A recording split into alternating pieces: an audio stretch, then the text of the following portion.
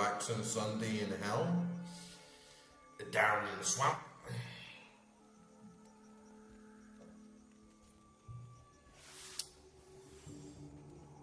And last time was a pretty good session, I would say. Could have been a little faster, but we got some really nice gear. Like this sick charm. Fuck yeah, man. Our magic feint is way up. Plus, just generally cheaper stuff at the store. All that extra gold. It's gonna save me a lot of money, and I'm so glad because honestly, for the entire game, I've just gotten pretty mid and trash charms. So we finally got something good.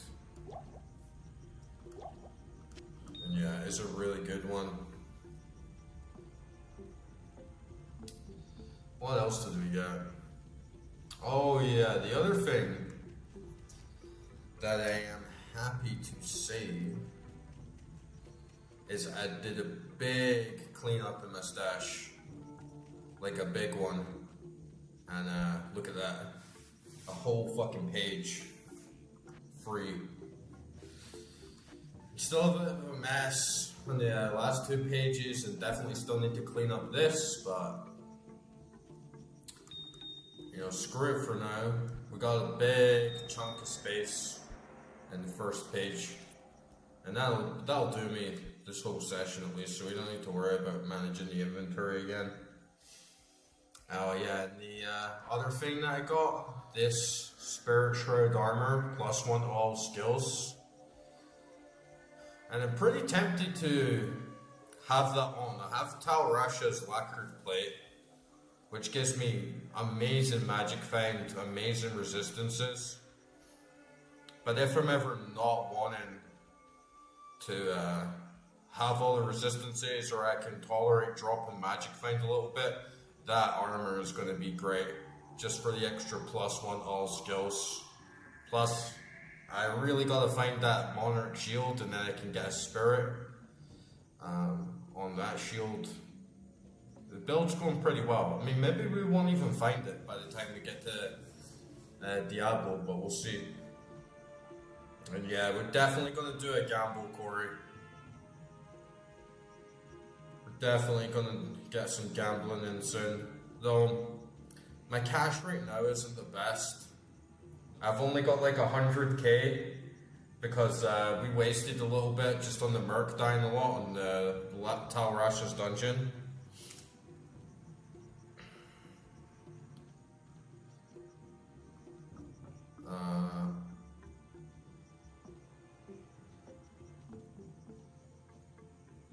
Socket what? This? I've dumped all my runes in a mule.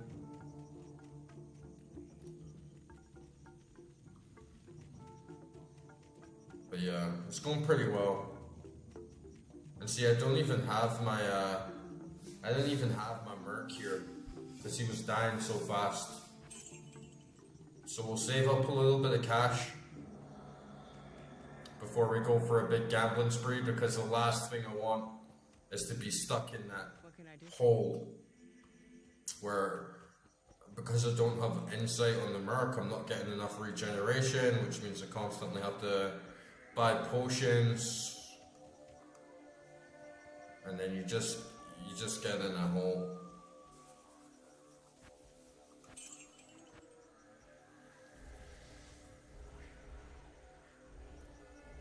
Get this gang. Get the gang back. Jimmy, Timmy, Steve, Oswald, attack!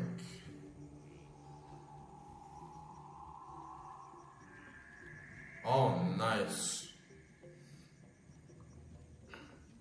Can I do that with the greens as well? Can you socket greens? Or can you only socket uniques? Even just one, it would be good. But yeah, it's such a hard choice because I feel +1 to all skills. You can't really go wrong with that, right?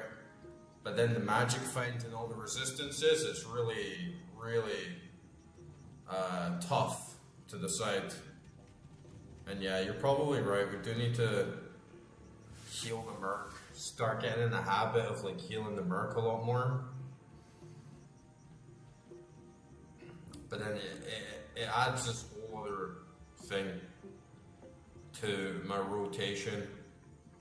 So it's going to take a little while for me to just always be keeping that in mind. Yeah, we can sell this.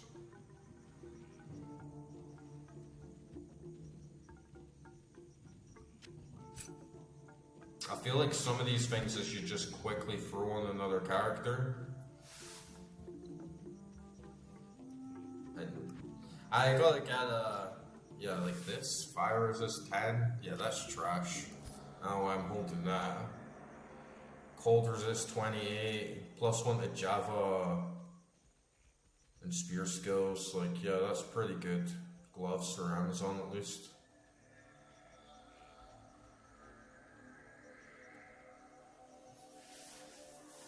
That's true. Like I can put a slot into that, and then either put like a topaz in it or big resistance boost.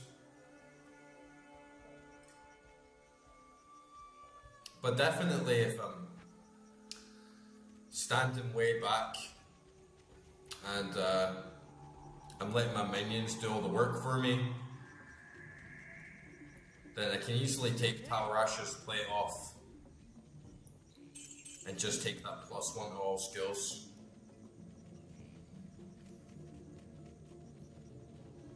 Either way, we're looking pretty strong.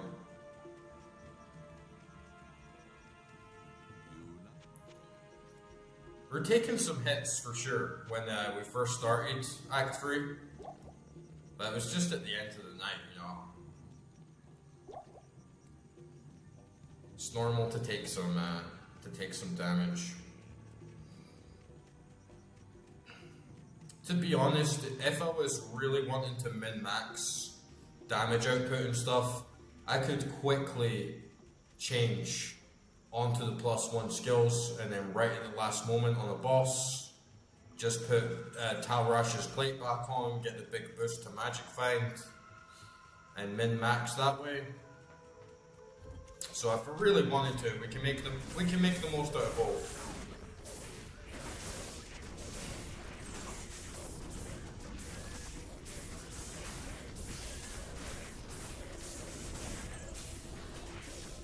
And I get what people are saying as well with buying a teleport staff. Like, I understand why it's good, right? But then at the same time, look how much good gear we've been getting. And I've gone through this entire playthrough, like all the way from normal, 0 grinding. I've done maybe 1 or 2 dungeons grinded and got like nothing out of it, right? So pretty much gone through the whole game with 0 grind and just going from A to B. And look at the items that we got. Like, such a really good haul.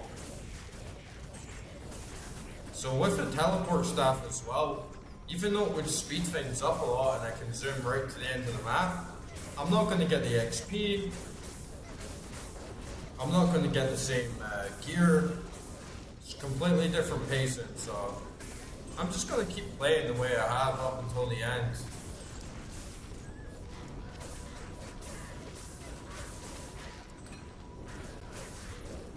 And I don't know if I'll be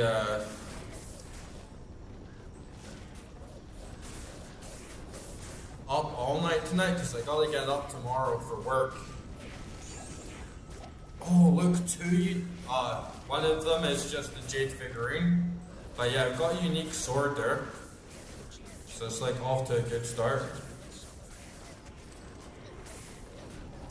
Yeah, we got the war traps, but we got that charm as well. Like Geet's charm. Plus we got the amulet, we got the circlet.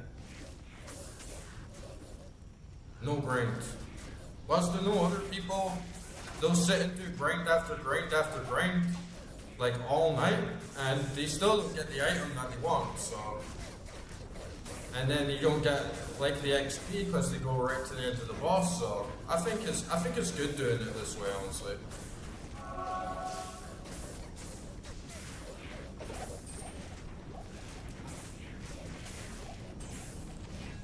Especially when I'm still at the point of not knowing all the items the game has to offer. Everything specifically that I would want. The only thing is with all the magic find, I'm not sure if it's going to block me out of getting the 4-socket shield. We got the spirit shield, but it's paladin only last night. Still good progress.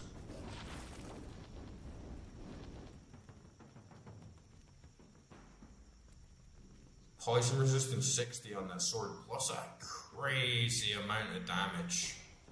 Especially on undead. Like huge damage boost.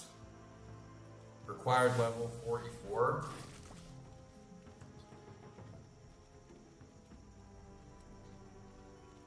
It's actually pretty good.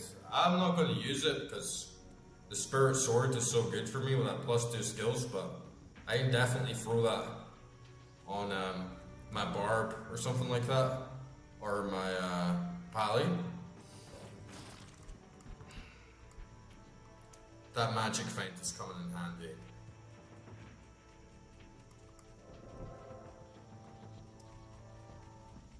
What is amplified?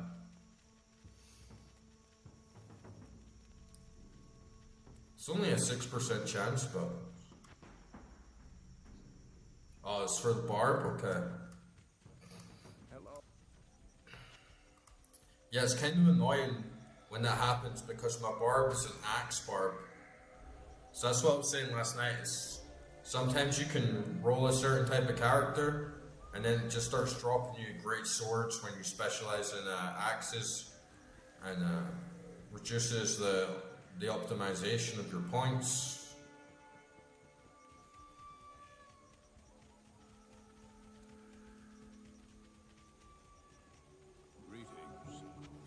And maybe I can respec and just change.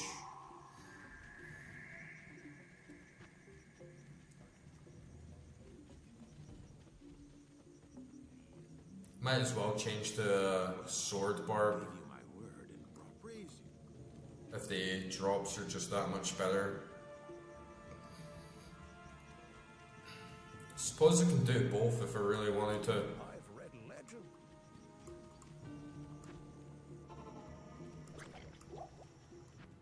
Oops.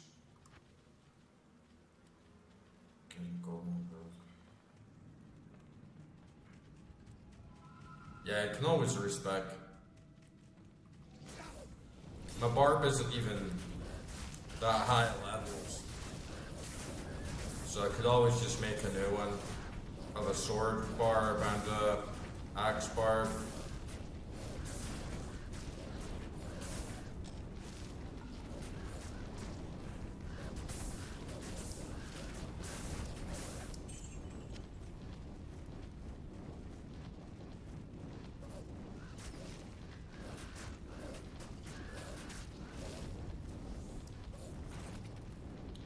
Yeah, it's just as soon as I respec into swords, it'll start dropping great axes. Right? That's just the way it's gonna go.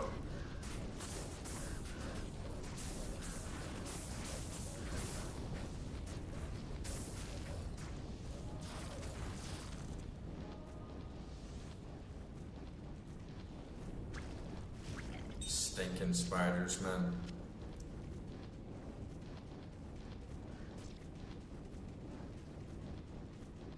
I need more mules either way. So you can't have too many characters.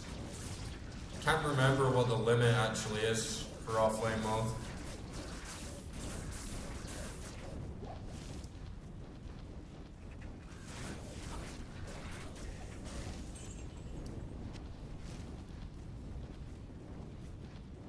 Hopefully it's like 16 or something.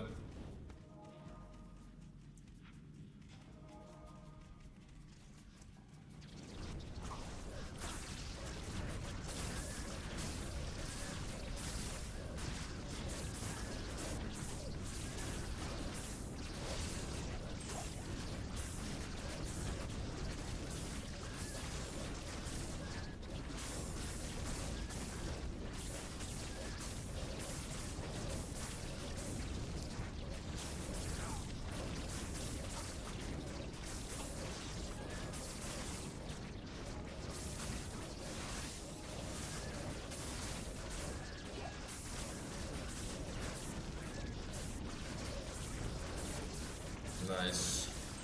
War. Beast versus beast. I like that, you know, half over here, half over there. I feel like I have a real army now at this point in the game.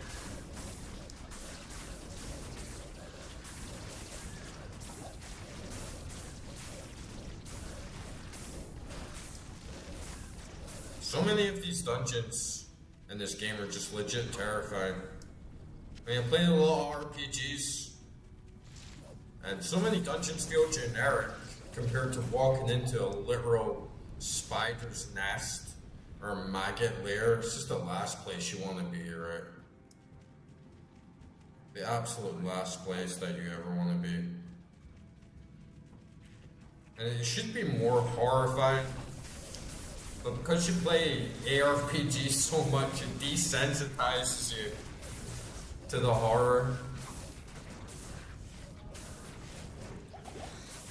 Because you just get so used to just being in like rampant loot mode that you don't care about the hordes of demons and crazy shit that's coming after you. You're just like, look, quick.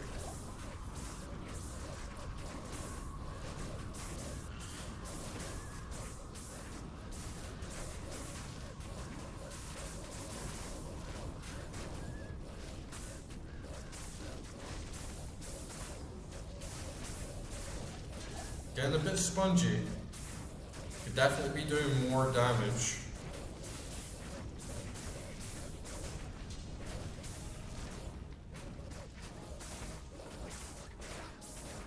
But at least the Merc is still alive.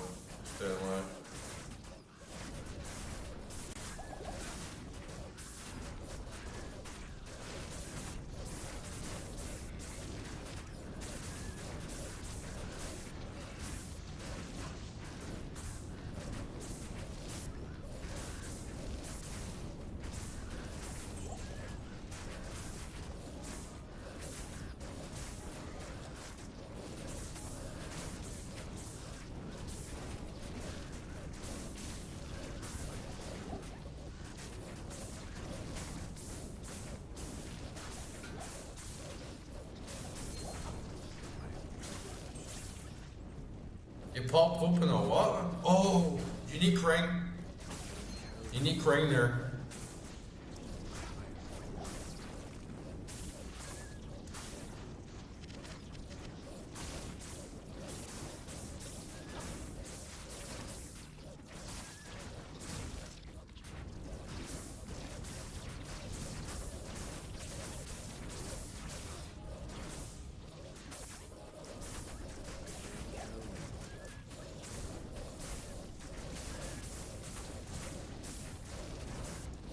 You popped open a pineapple coconut hard nectar.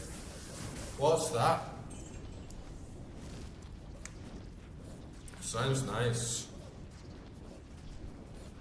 I really like pineapple, but sometimes when it's mixed with other things, I can get into it. I just had a red though, and it feels so nice.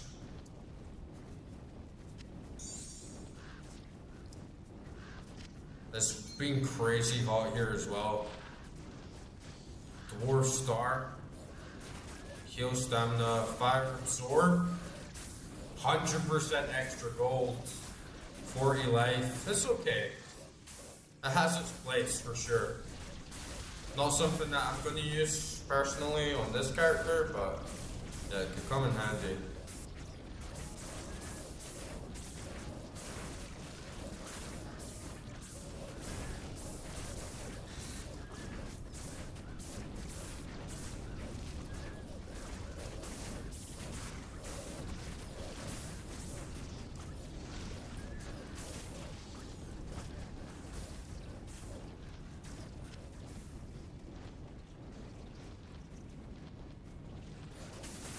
I'm just not built for heat, man. I'm a cold-blooded creature.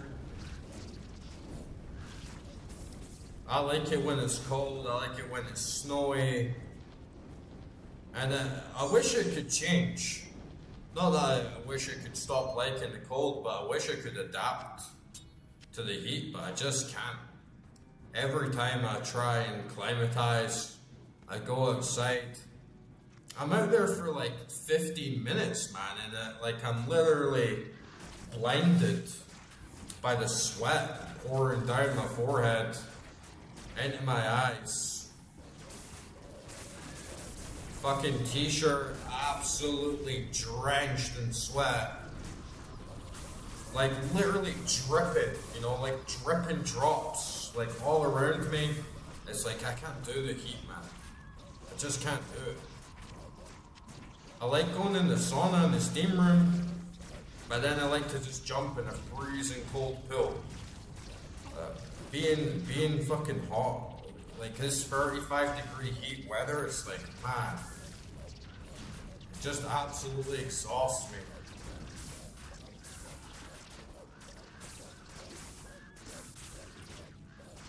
And today, I was moving everything around in the house, like I did a lot of like moving in furniture. So where I put my bed, it's a bit cooler in that room. I can open the window and it's quieter because it's not facing the street and all the fucking street dogs.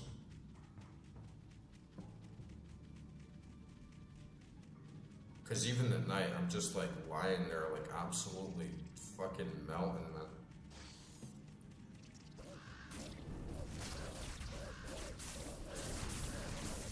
Oh, it sounds nice, man. I love a good fruity cocktail.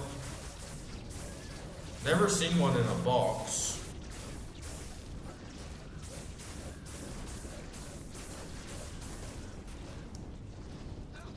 But yeah, nothing like a good fruity cocktail on a really hot day. That's exactly what you want. I just had like a big Red Bull. I don't know how big the big ones are, like half a liter, just in a big glass with a fuck ton of ice cubes. It's nice, man.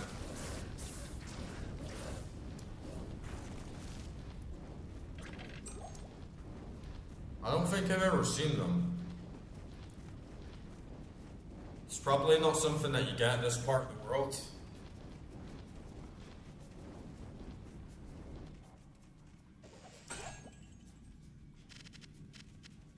No. Okay, we got the nice ring.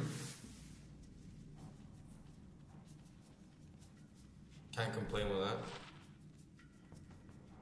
Shitty helm, but oh well.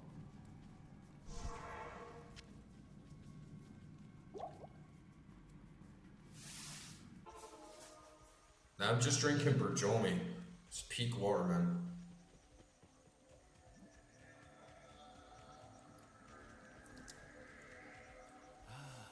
The golden bird of Koile.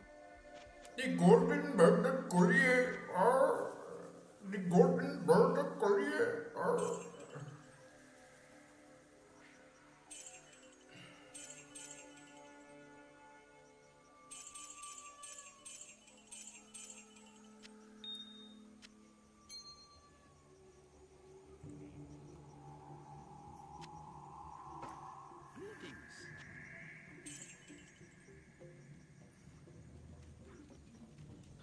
Nice little treat.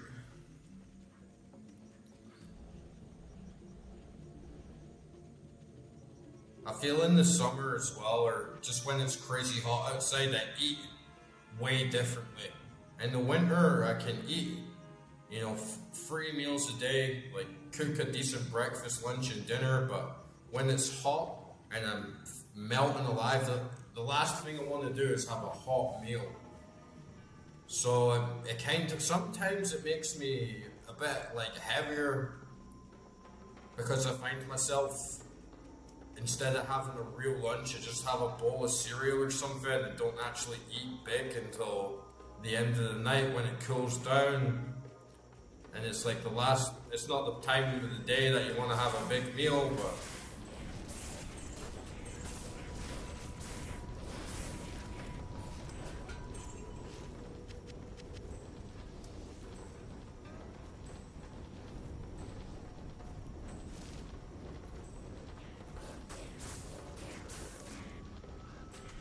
This Jade figurine quest is such a dumb thing, man. You have to go around speaking to like 10 NPCs just to finish it. Good day. Talk to who? Talk to Alcor. I was just there, man. I just talked to him.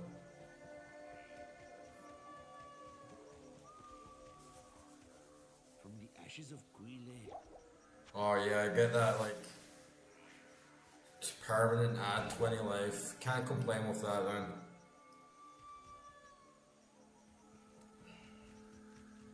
Yeah, and then also a drink a fuck ton.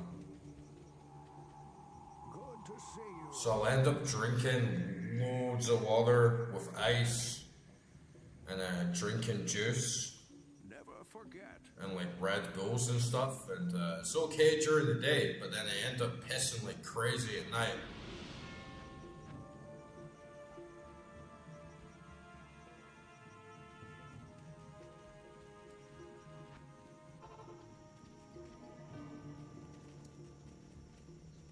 And then it ruins my sleep because I'm so hot. And then I end up getting up for a piss like so many times. By the end of it, I've hardly slept.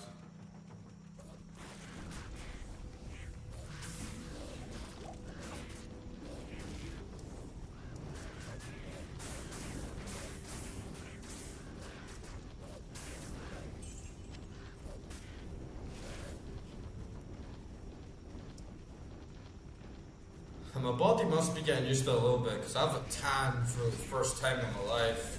Can't really see it so much on my face, but my arms and on my back. Normally I just burn. Yeah.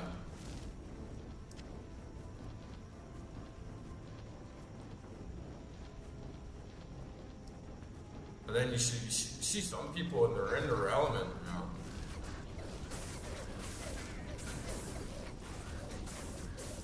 It was weird, but when I was in Florida, it was like 35 degrees pretty much every day. I think it even got up to 40 one time, like it was really, really hot.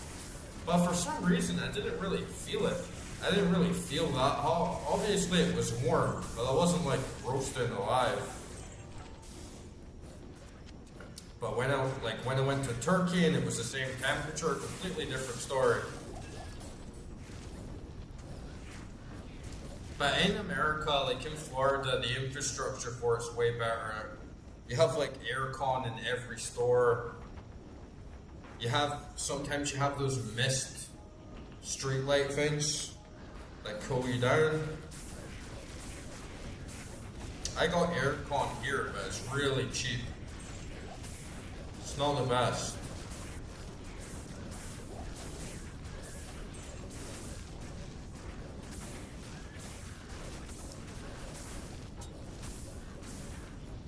Costs nothing though. Like the electricity is so cheap here, so you can just leave it on constantly.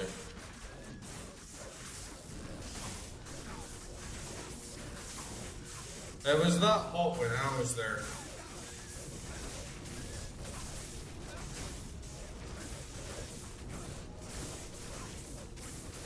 Like it's not that hot all the time, but went right in the middle of the summer, and yeah, it was 40 degrees one day, and the rest of the days it was like consistently 30.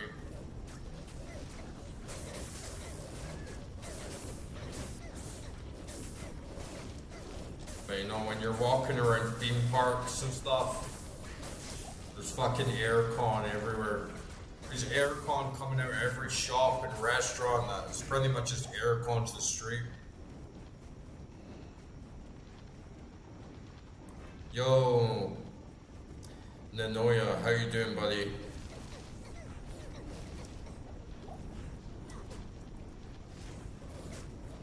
Good to see you again.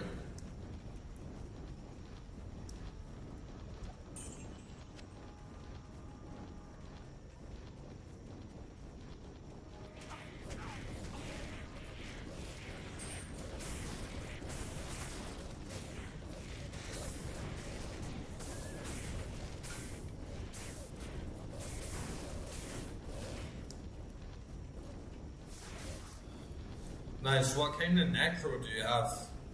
I played necro a little bit, but because I played summoner druid so much, I kind of wanted a bit of a change of pace. Didn't want to have something with so many summons, so I took a little break from it and tried something else. But I have a lot of good gear for necro, waiting for when I finally get back in it.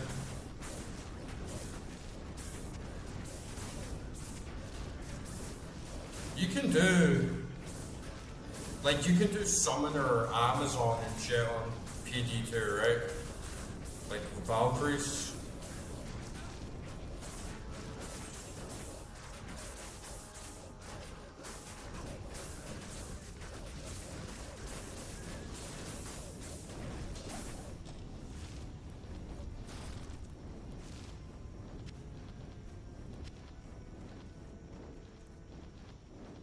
Yeah, it depends what part of Florida you're in. Some parts of Florida are like, I don't know, it's like the heart of dirty America in a lot of ways. There's a lot of violence and crime in Florida. If you're staying in like a nice like villa or like a really nice neighborhood, it's not so bad, but if you're in like Miami or something and in the wrong area, it's not probably not the most chill place to live.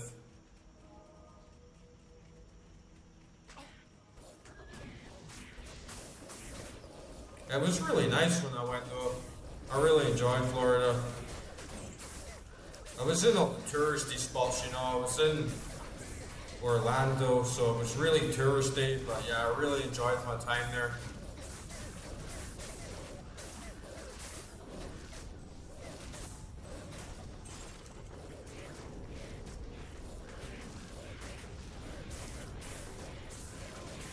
Really friendly people at that part of time.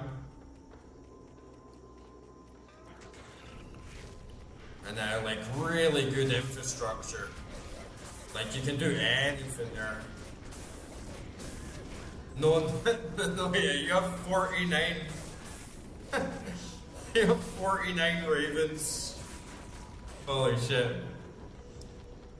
How'd you name them all? How'd you name 49 ravens, man?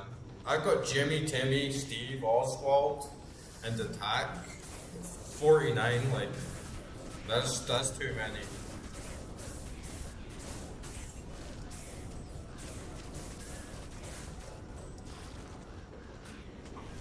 And yeah, I don't know if reading the Bible will take you to heaven, but it's a good start.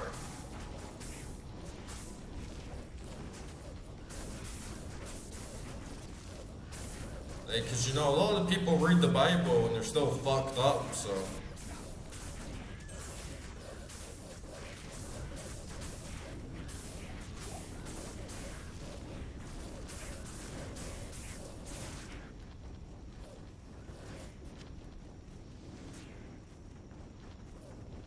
There's a lot of that in Florida as well, right? There's a lot of like evangelicals in Florida. That's not my bag.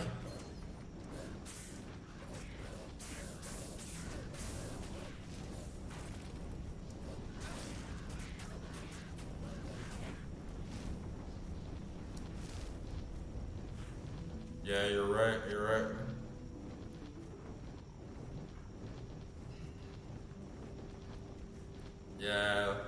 Yeah, Florida is filled with drugs. Coke especially, like there's a shit ton of coke in Florida. And it's a bad place to fuck around with that stuff, right? Because the law in Florida is really strict. Like I would never want to go to jail in Florida or be caught with anything like that there. I would just, like in Europe, there's some places you can pretty much get away with it, but like in Florida, it's like, nah, you get like 20 years or something, like fuck that. +2 all necro skills.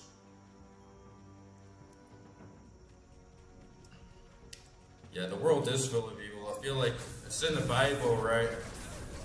Like when Christ said, if the world hates you, know that it hated me first.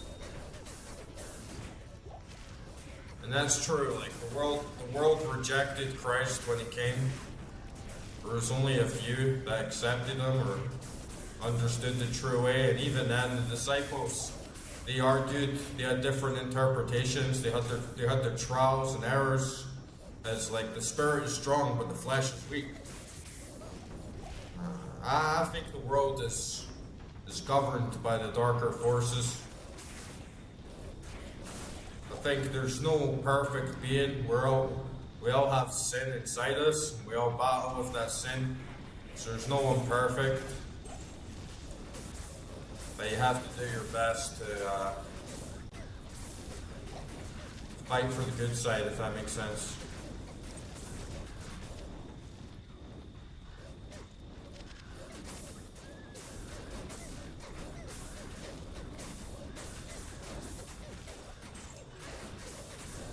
Yeah, the spirit is strong, but the flesh is weak.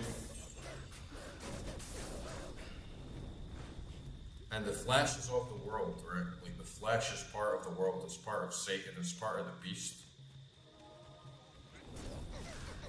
But your inner spirit, your inner world, that is from somewhere higher, and that is ruled by God. But humans are somewhere in between.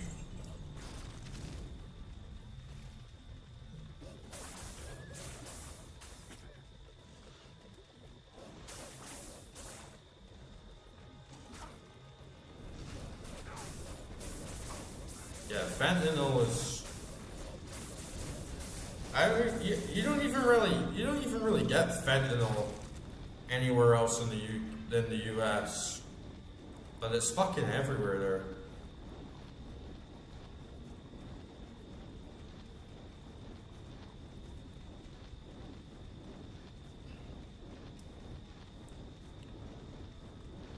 Yeah, demons are fallen angels. Maybe some angels are raised demons, right?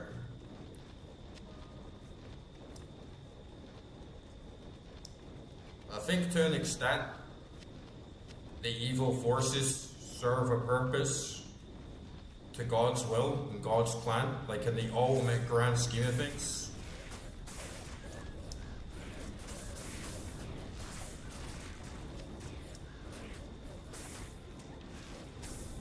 To an extent.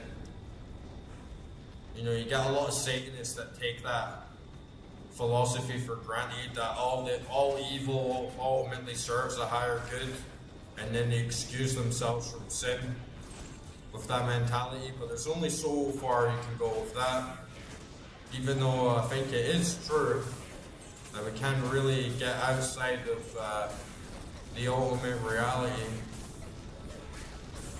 and the constraints of God.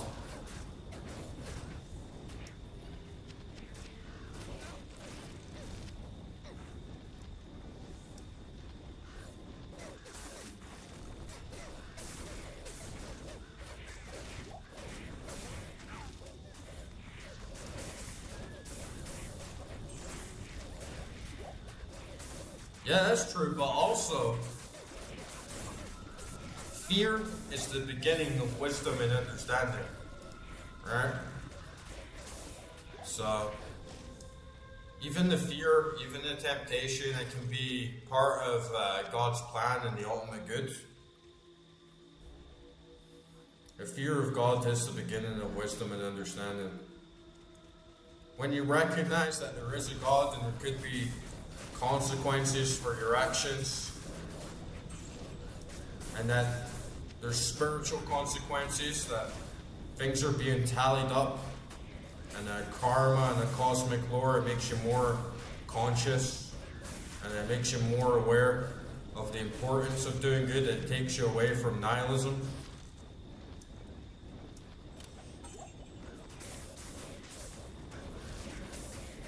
I don't think you can never sin, right? I think like you always will sin.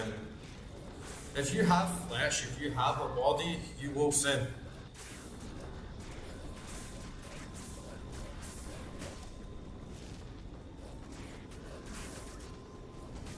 Like, there's just Jehovah Witnesses, and they believe that Jesus Christ is going to come back to earth, and there's going to be a complete utopia where suffering doesn't exist physically on the earth.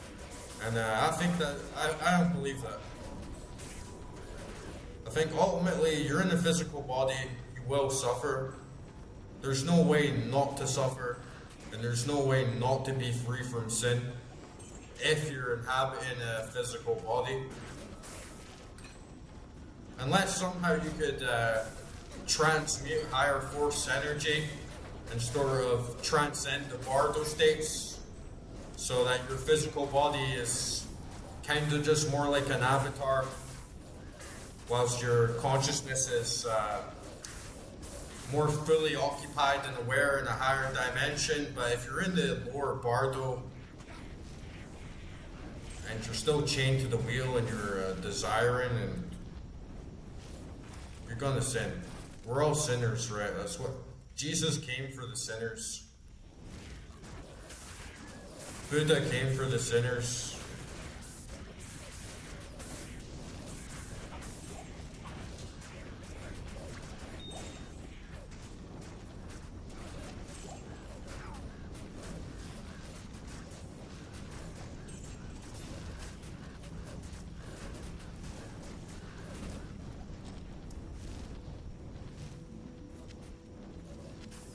Well, it's Sunday, right? It's the Sabbath, so we can slay demons and talk about God for a little bit. But there's a lot of bullshit out there as well, you know. There's like Jesus said, beware of those who come in my name, for they're wolves in sheep's clothing. And I used to see YouTube videos. Oh, they mean the Pope, or oh, they mean this person or that person. The fact is, it's the majority of people.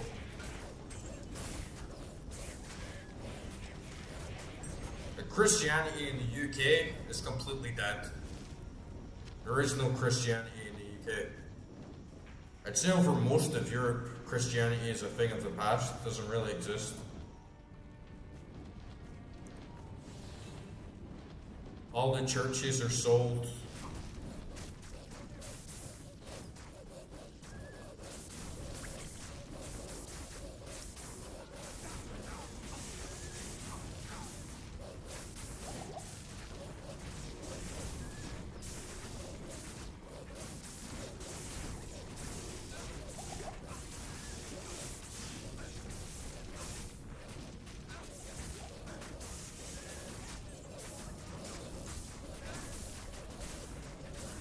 Well, what he said was, he who has not sinned cast the first stone. Oh, motherfucker. Okay, first death. First death in a long time. That's okay.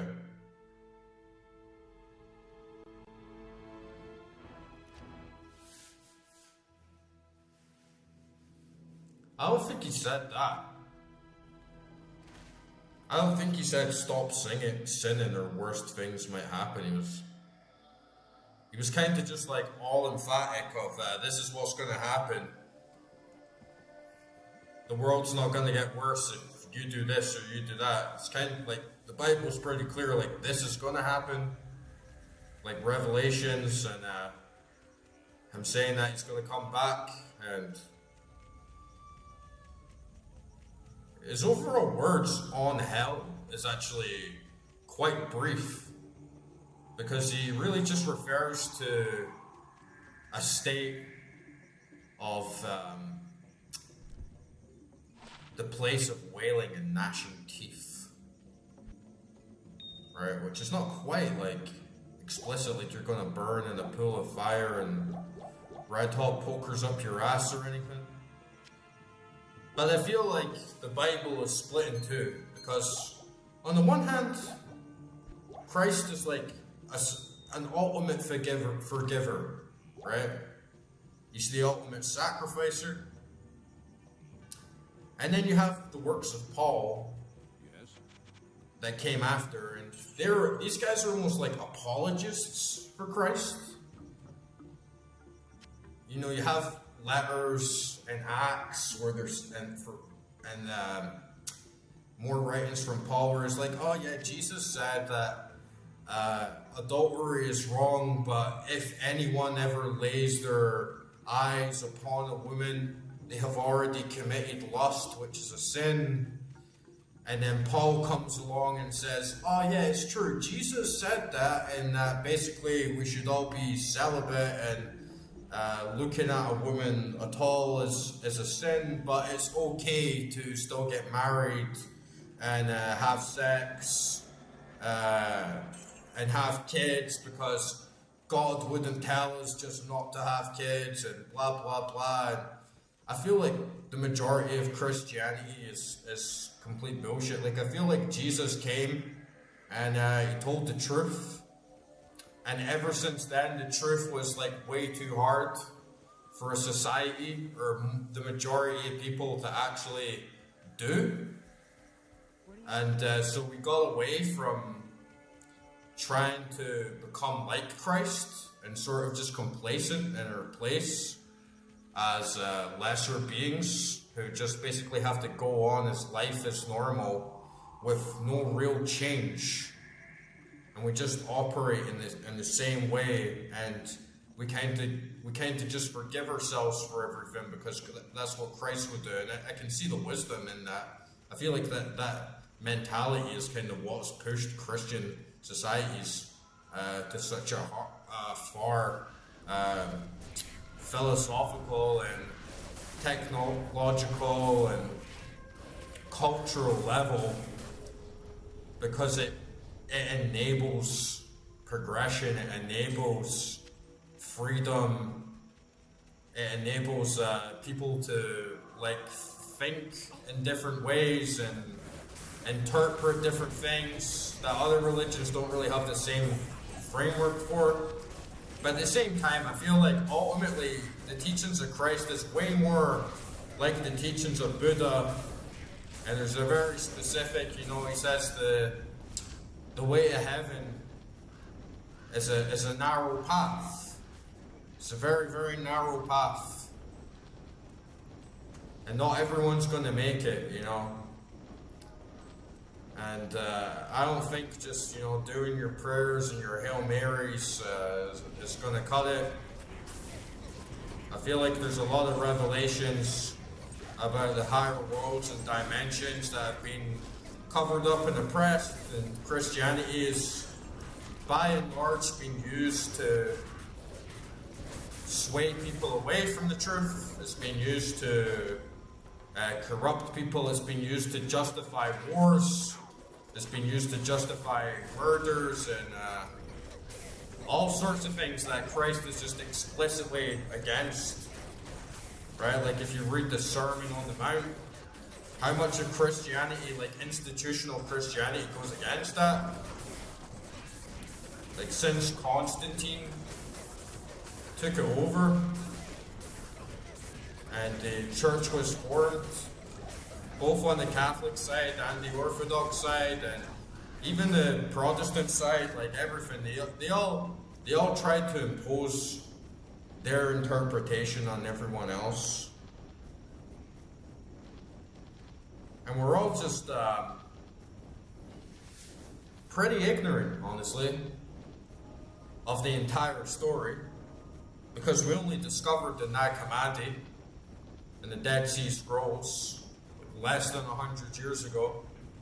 So much of the full writings and works of the Bible has been hidden for over a century. For King James Version of the Bible, or translations based on King James Version of the Bible. And King James was not a Christian, man.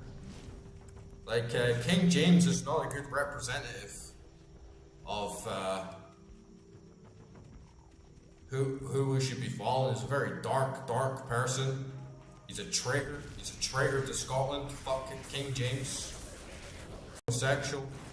He does not represent what we should be following, like, at all. But this is the guy who codified the English Bible and what so much of our influences are on. Hardly anyone in comparison's read the Nag Hammadi. Hardly anyone in comparison's read the Dead Sea Scrolls. We're taking a canon that was codified, in my opinion, satanic pedophiles codified this false version of the Bible, and they're leading us on a fucking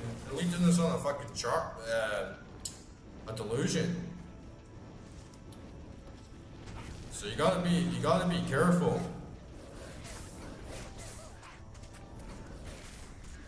You gotta be really fucking careful. Because the snake never stopped. You know, the snake never stopped. And keep us enslaved. And I think that's more apparent now than ever. We're now don't even all enslaved. Economically, technologically. Now we're going for the end times right now.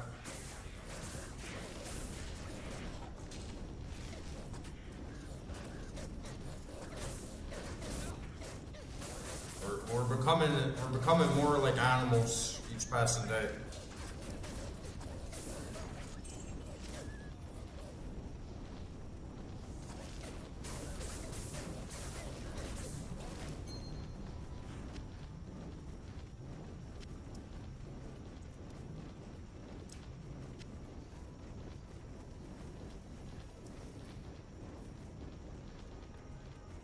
Yeah, I read everything I could get my hands on, man. I read all the Bible many times. Like King James Version, New International Version, Catholic Bible. I read the Nag Hammadi a shit ton of times. I read the Dead Sea Scrolls. I read the Dhammapada, the Upanishads, the Bhagavad Gita. Read like all the Buddhist texts, not all of them obviously. There's a lot. I read a lot of them, like traditional, ancient, contemporary. Read a lot of occultism. I read satanic books. Read the Quran. Hindu scriptures, Babylonian myths, Mesopotamian myths, indigenous cultures myths, like Aboriginal people.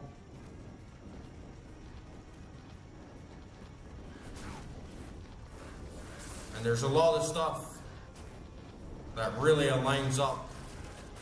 I wouldn't go as far to say that they're all saying the same thing, because they're not, you know, but there's a lot of stuff that's almost like an innate sense of spirituality in all human beings across time and space.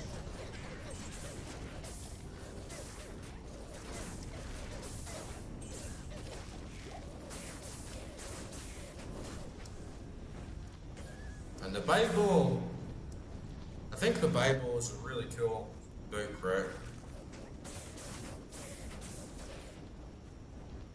There's a lot of good stories in it, there's a lot of good wisdom in it, there's a lot of good like revelations in it.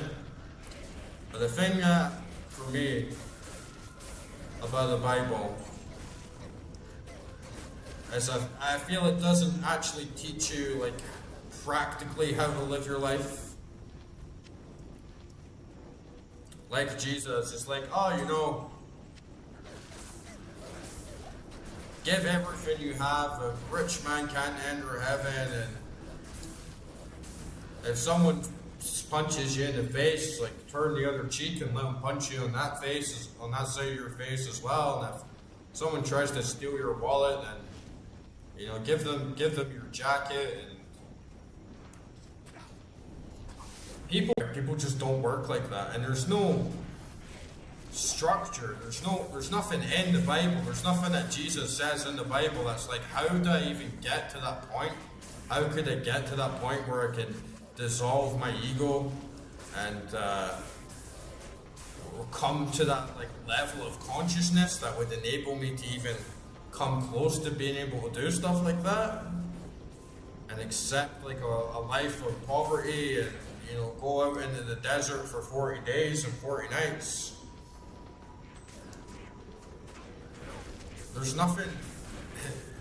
Why do you think nobody does that, right? Why do you think even the people in the church, like the priests and the ministers, like they don't do that shit, right? So how's a normal person going to do it? At least in Buddhism,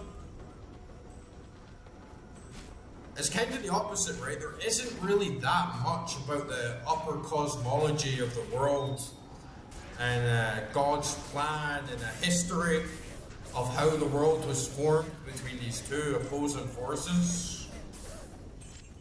But instead, there's a very, very clear practical way, whether it's through meditation, whether it's through isolation, fasting, abstainment from the world. It's very clearly laid out from the words of Buddhas themselves how you can get to this upper phase of consciousness. So I feel you have to integrate different worldviews into your own. And I feel like you really have to be creative and you really have to think and integrate if you want to fully understand, unless you're simple, right? Because sometimes simple people, I can envy them sometimes, because I try and rationalize, I try and think so much, I try and deconstruct the whole world and the metaphysics of everything that's going around me. Some people just genuinely can. They go to church and they help the poor, and they don't have like crazy, wicked thoughts, and they're not terribly tempted, and they have like a relatively nice life. But lucky them, like good for them. But for some of us, like if you're a deep thinker, it's almost a bit of a curse. But I feel like the heights, I feel that level of insight is God creates people like this, where these people have a great trial in their life to either go very far in either direction. They can become very good, they can do a very high good in their life, and they can ascend their soul to potentially a very great level where they could maybe end their cycle of incarnations or ascend higher to a greater sphere, or they could become an Epstein or go very, very dark down the path. And I feel it's a test, an inner test, because I feel the upper forces and the lower forces, like the Black Lodge and the White Lodge, they've all got the same knowledge, they're playing the same game, but their inner character, their inner spirit interprets it differently. And I think that's the sort of knowledge that isn't revealed in the Bible, but is revealed in the Nag Hammadi, when Christ says, if you dwell in poverty, then you are that poverty. And the Nag Hammadi has a lot of stuff about how your perceptions are a reflection of who you are inside. So it's about how you mold and interpret this very deep sacred knowledge and sacred wisdom inside yourself that could turn you from a bodhisattva to a demon. Oh man, that Merc is such a pussy. But I think it's important not to get too swirled up in it. I've been one of those people that pushes myself. I'm going to meditate 8 hours a day, and I'm going to read all these books, and I'm going to really focus, and I'm going to do like astral projection and all these crazy techniques, and speak to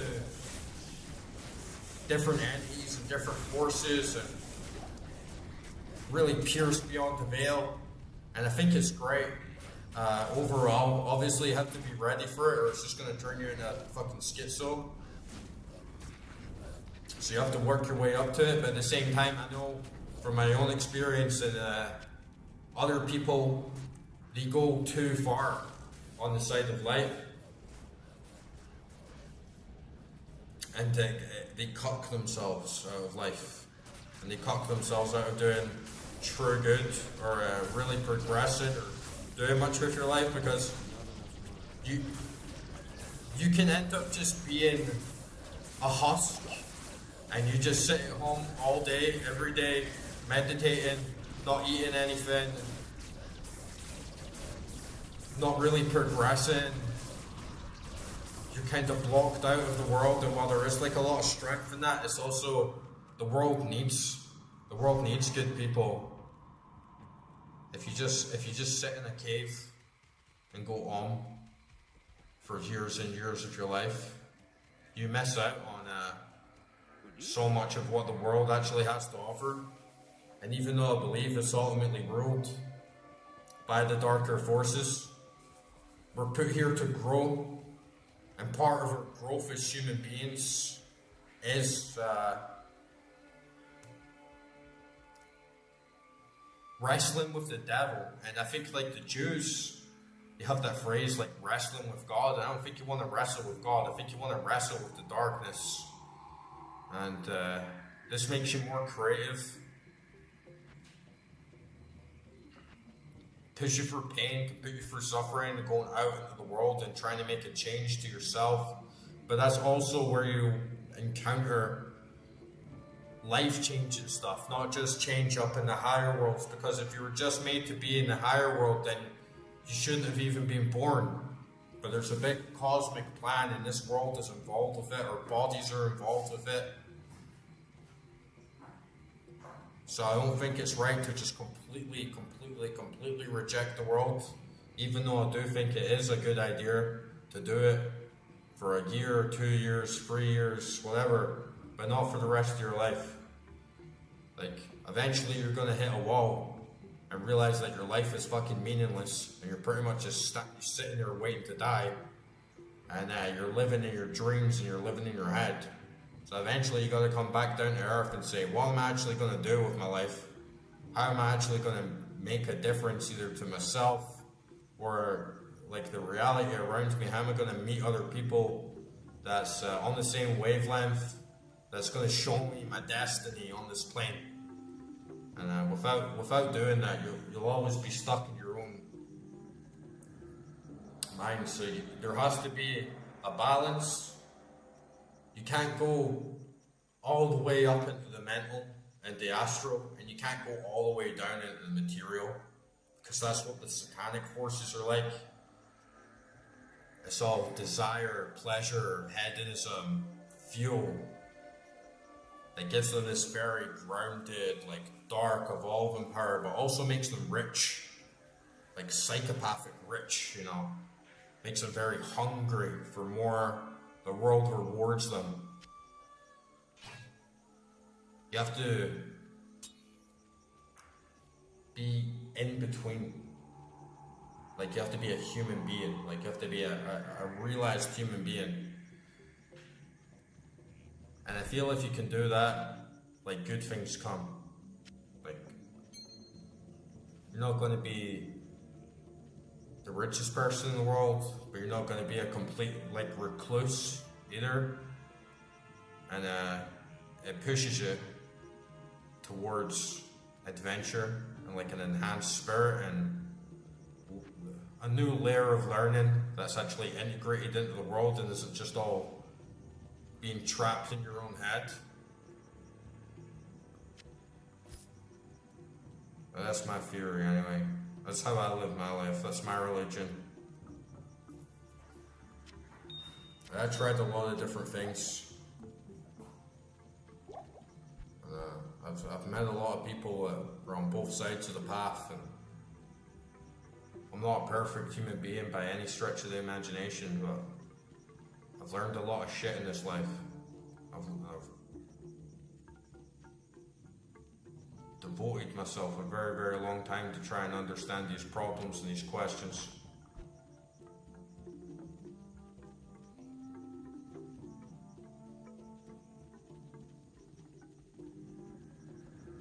Oh man. I need like gold. Like, you know, there's nothing wrong with just playing video games sometimes, guys.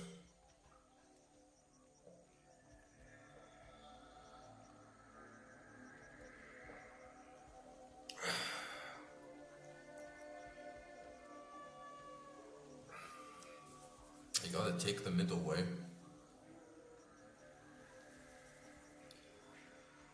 Oh man, what am I gonna sell? Sell this shitty ring. Maybe I should sell some jewels. Never use these emeralds, right? Sell these emeralds. Probably as soon as I get this money, the merc's gonna die again as well.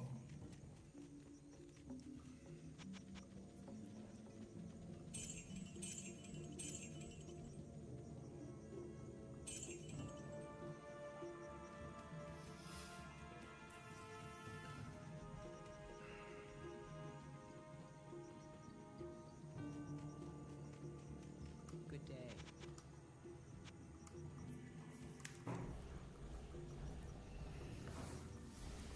Gotta fucking do this as well.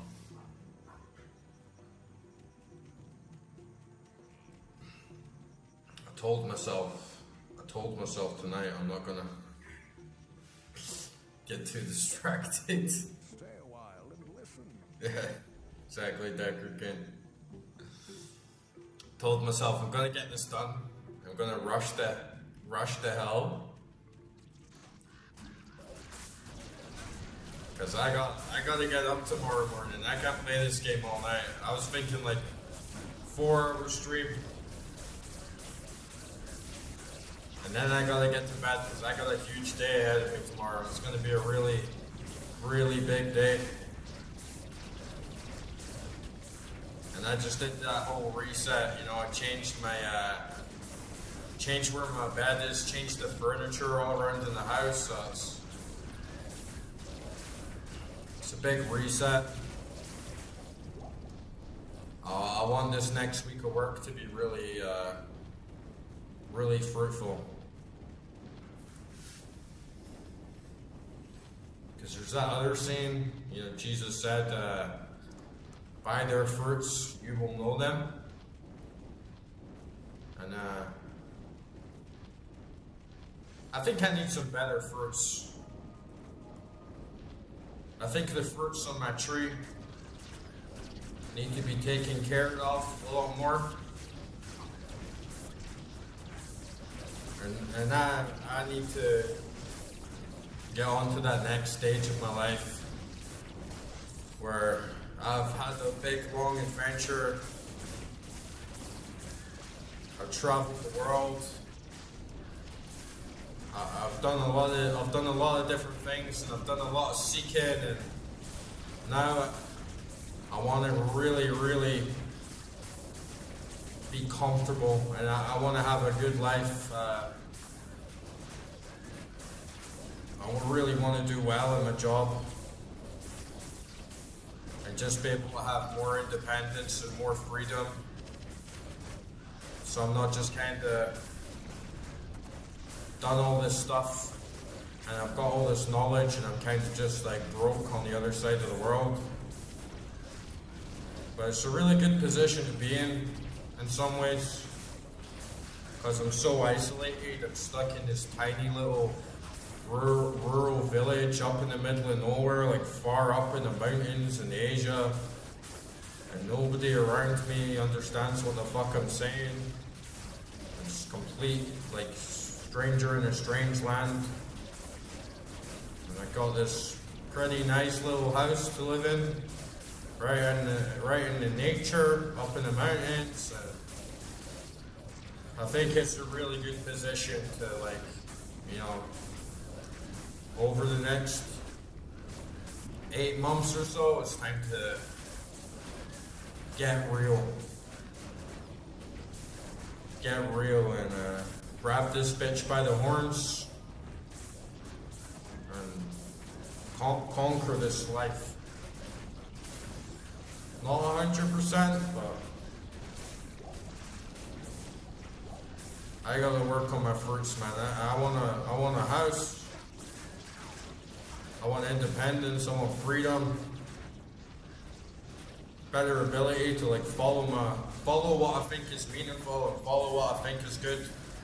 Without always being a wanderer, moving from place to place, going from book to book and vibe to vibe.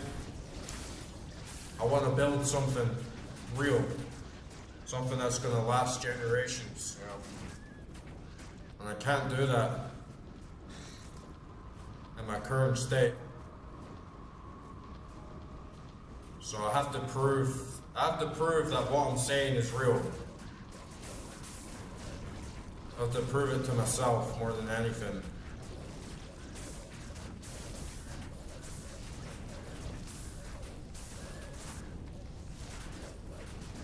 Because I've been that guy before. People don't like you when you got a lot of stuff to say, even if it's very deep, even if it's very true. People reject it. People will say, he thinks he knows so much, but look at him, he's got nothing. Why should anyone listen to him? Like, he doesn't have half of what I have, and his life's a fucking mess, so you know, I can't blame them. By their fruits you shall know them, so I gotta get some good fruits, man. Thanks. I gotta get some good fruits, and I can take myself more seriously, and other people will start taking me more seriously, and I can continue to grow and build in a more productive way.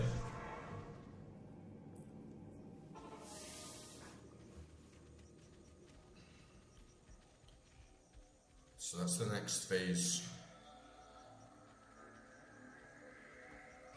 Oh, come on. Man, that merc is like, we're in town, dude. We're in fucking town. I thought you were gonna heal. Oh, man. Now I'm like back in, I got no fruits in game, man. I'm broken game. Now I'm in this shitty loop where I'm gonna have to buy all these potions constantly.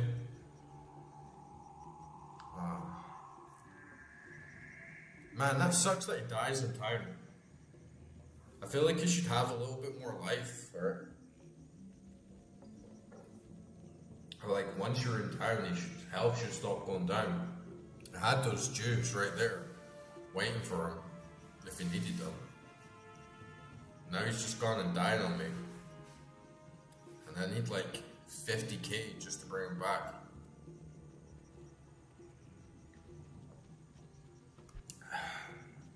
And I got no like real trash in my stash anymore.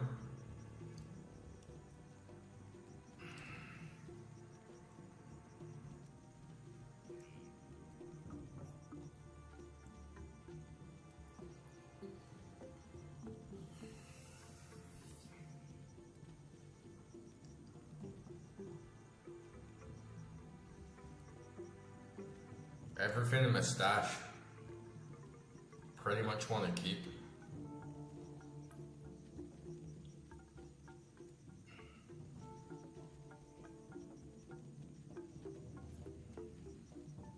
So I might just need to do this the fucking hard way, man. Suppose I have this great charm that gives me 83% extra gold. Maybe I can put that ring on temporarily.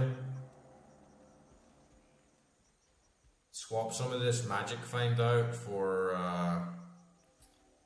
100% extra gold and hope that we can like make it back faster.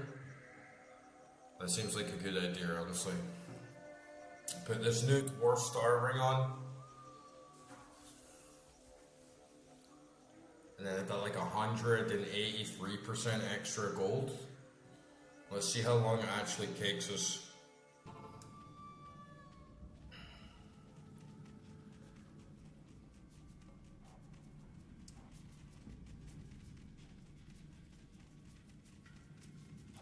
need these potions. Oh, I need to repair my fucking armor as well.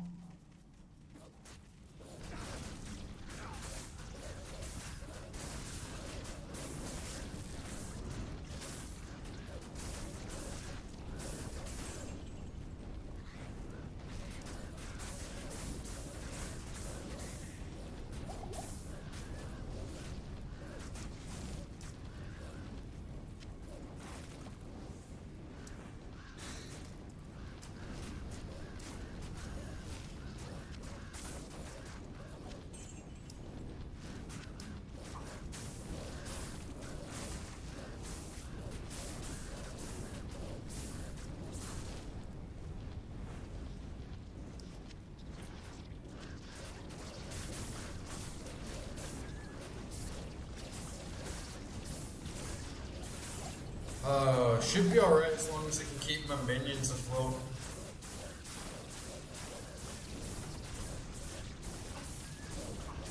But I gotta watch for this poison. Poison resistance is actually really shit. Maybe I need to build swap. Poison is definitely the big killer here. So it might be better just changing Talrash's Plague temporarily for Venom Ward. And at least my poison resistance should go way up.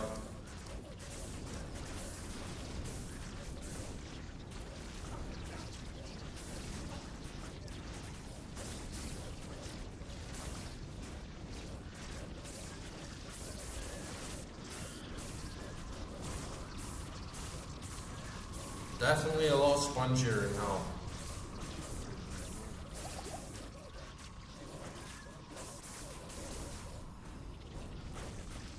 It's a bit hard to actually see what's going on a lot of the time as well. Minions get chopped up and they get split up between enemies, so it makes them all last twice as long.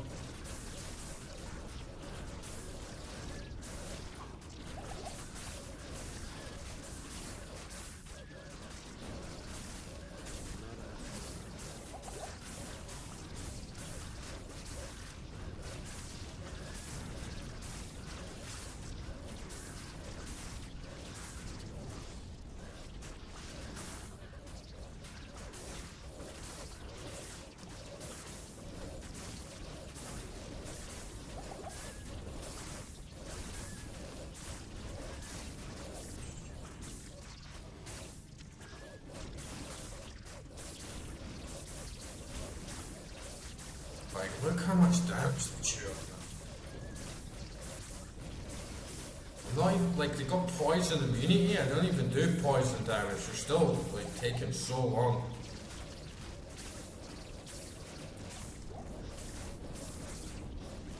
Start trying to sell a bunch of these magic items as well.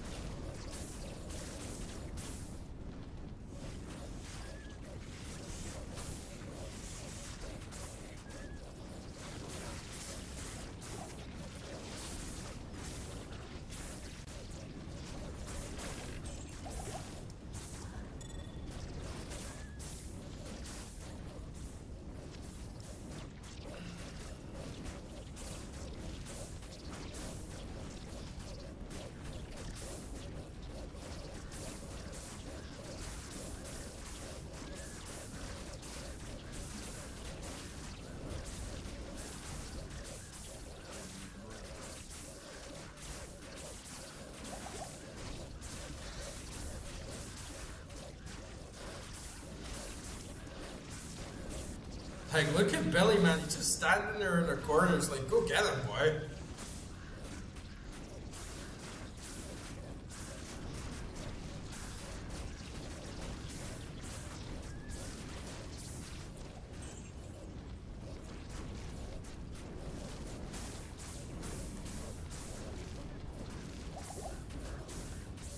And it's such a contrast. When I have the Merc, I never even need to use potions. I've always hated this. It's It's always been my least favorite part of the game is having to constantly micromanage potions and run back to town and just like using a whole belt worth of shit. Nobody wants to do that all the time.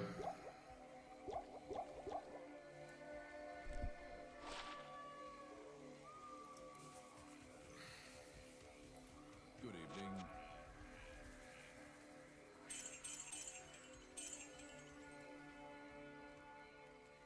Oh, nice. I think we actually got enough for the Merc already. That didn't take long at all.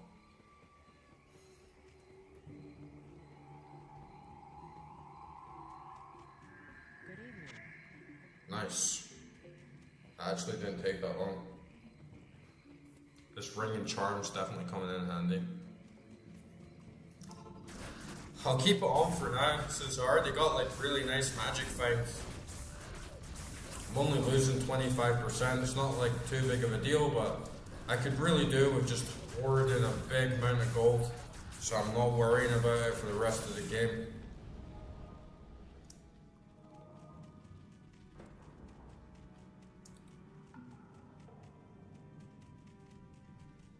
What's this shrine? Mana. Oh, it's a fire shrine.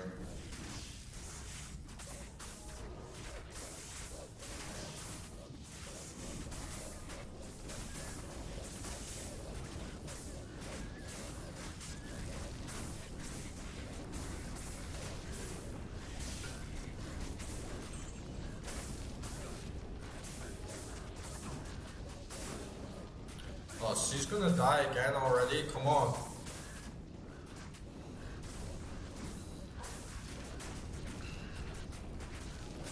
Something down there doing a shit ton of damage though.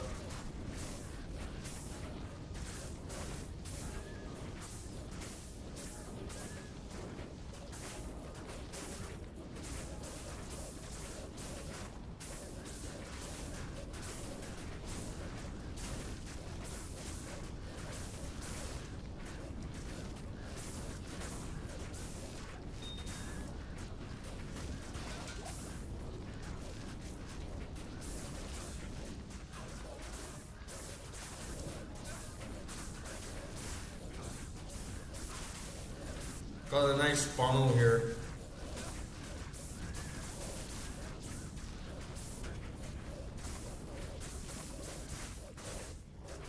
Just keep spamming balls.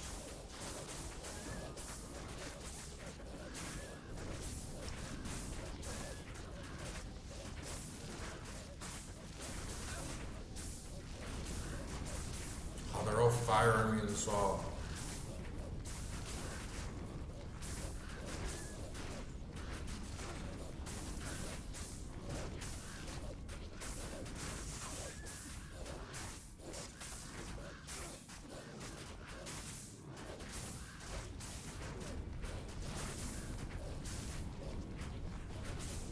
Man, they just take up so much. Like, they're just sponging like crazy, man. I gotta get down there as well. That's where the chest is. You know what? I'm actually gonna use that new armor that I got that gives me +1 all skills, because this is the exact type of situations that I'm talking about. It's like, yeah, Tal Rasha, it gives me the huge resistance boost in that magic fight, but when I'm stuck in these little bits where I just need that extra damage, it's better to just get that +1 all skills and just buff all the summons up.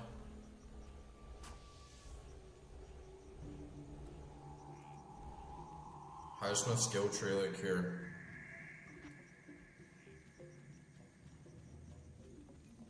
Getting like 26, 7 on Cyclone armor, that's pretty good. I'm definitely dumping all my points now into summon. Pretty close to that level up.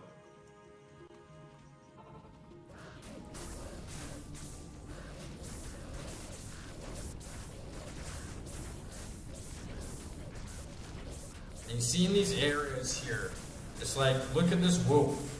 It just stands there doing nothing.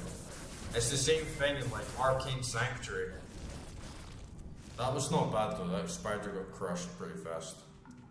Like if you get these loopy, shitty areas where there's just too many crevices. It makes all your minions and even the merc fail into all pathing.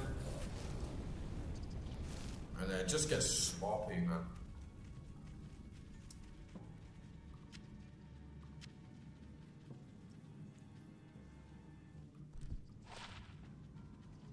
+1 to find item. That's not bad. Probably just level that up all the way, but it could be like a good grinding piece for the barb.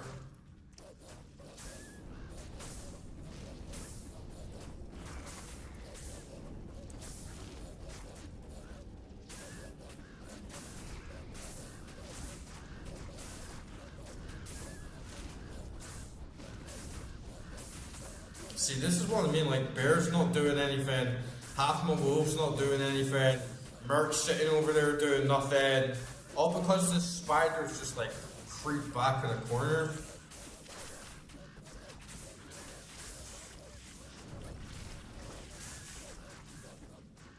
Ah, fuck him. We don't need them.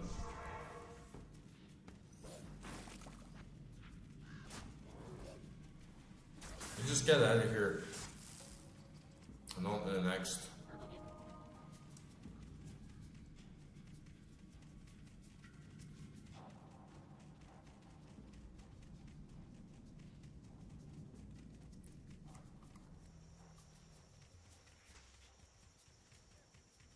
I do like the swamp.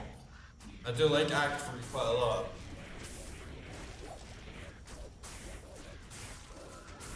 But it can get really windy, quite tricky to find places.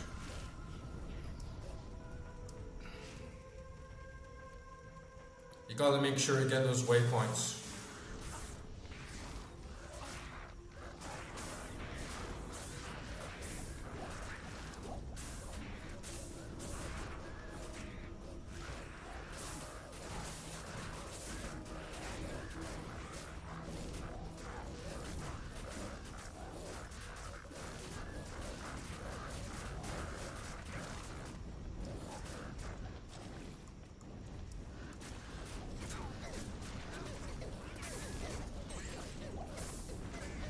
And since everything here pretty much does poison damage,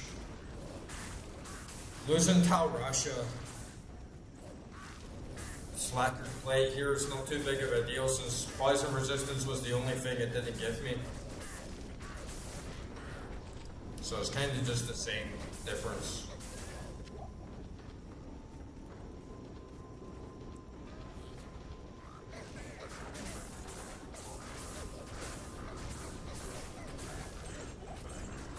Oh, we got a doll there. Nice.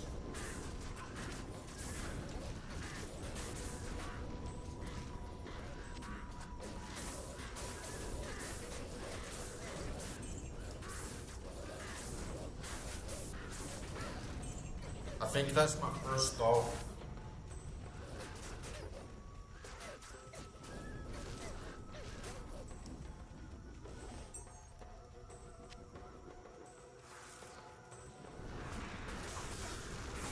Ooh.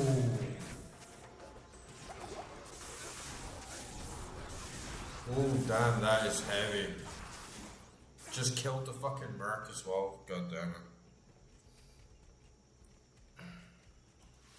Man, that is pretty heavy. See, this is where I want to switch out. Put Tal Rasha's armor back on.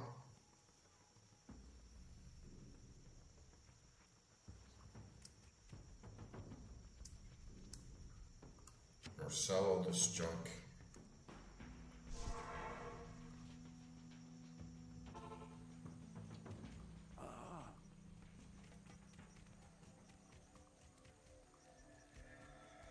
Good day.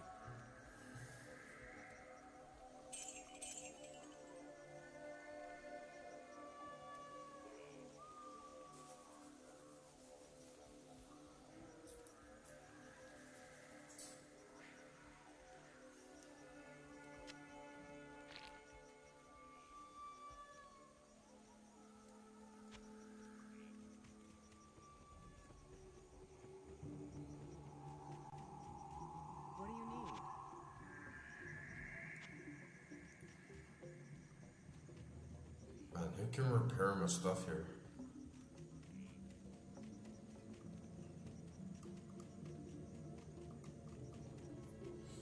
Oh yeah, Natalia.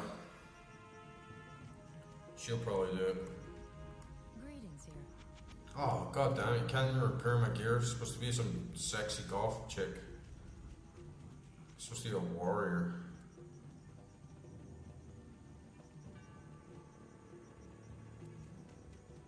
The sheaf won't do it. Alcor? I can't none of you repair gear. Useless bastards, man. All these NPCs, you just sit around doing nothing. What do you need? I need my gear repaired.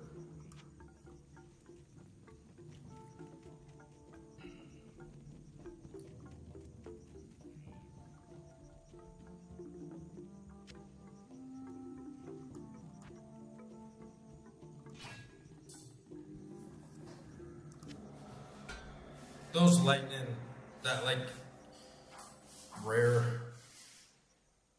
enemy doing that lightning attack, that's heavy shit.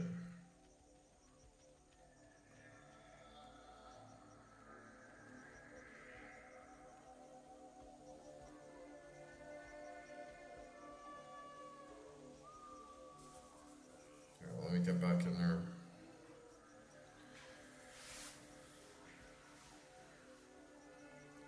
Dump this stall, so.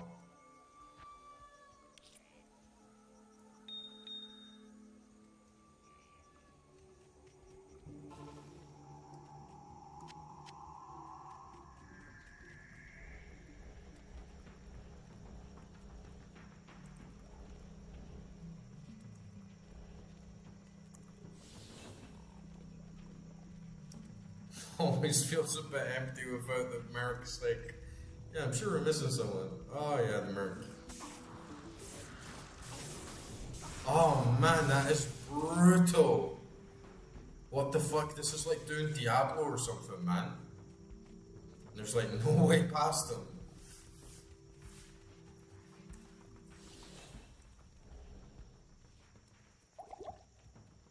It's probably best not to even revive the Mercure, because he's just gonna die in one shot anyway, right?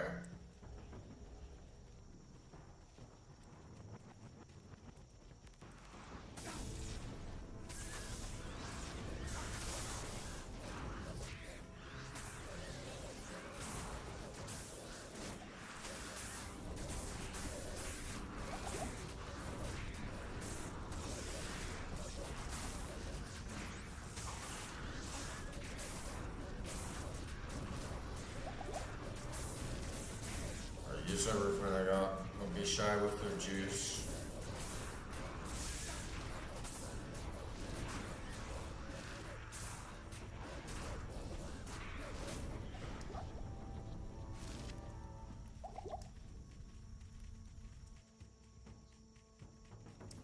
Where is he? Did we get him? I don't think we got him. Still had a shit ton of health. Oh, I can't complain if he just disappears, because it's the last thing I want to deal with right now.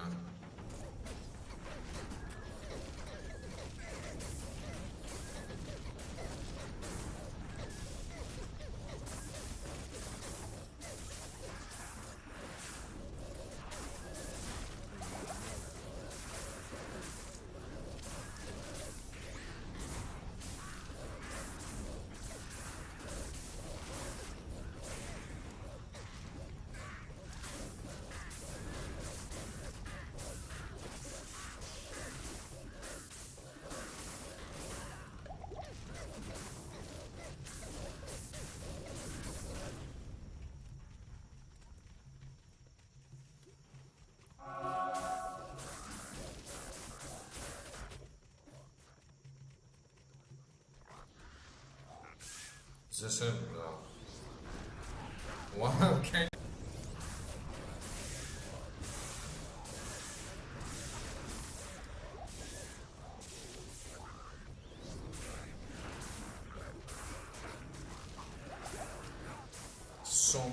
areas.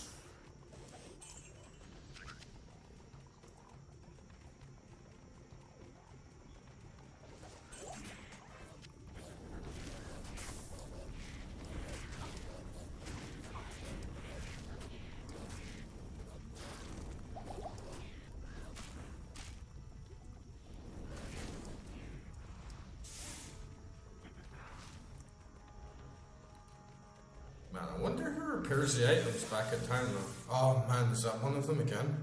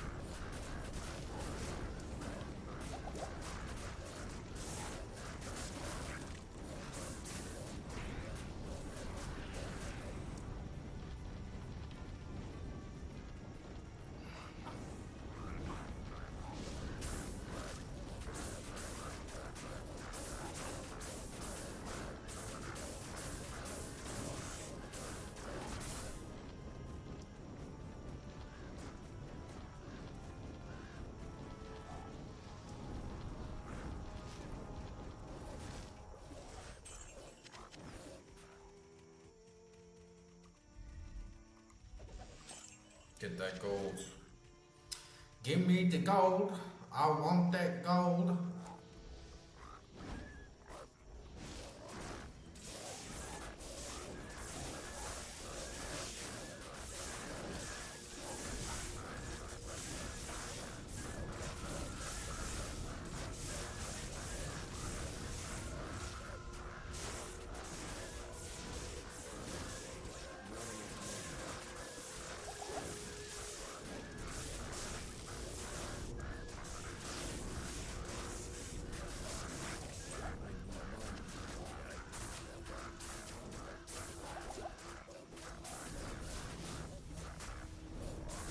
Hopefully when I get this merc back, it's not just gonna fucking die, because it's been dying a lot.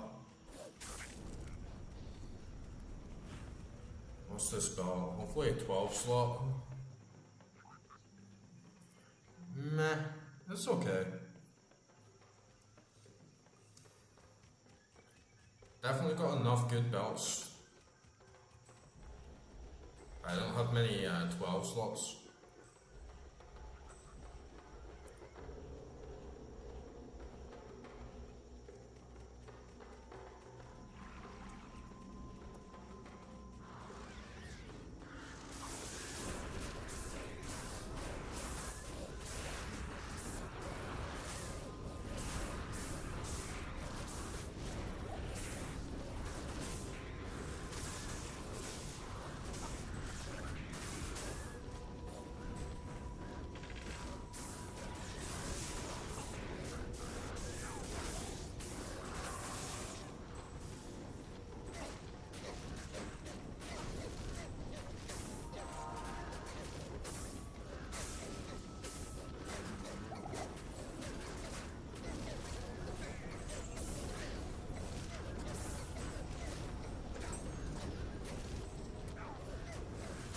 Oh shit.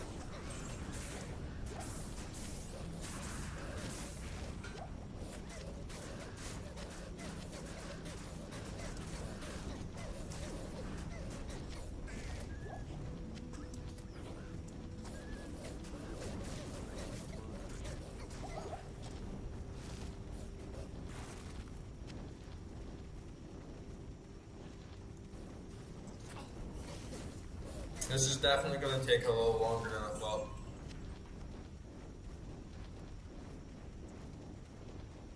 Let's go next to that well. And it's trash. +1 of Fury, meh, not my thing. 4-socket sword there, nice.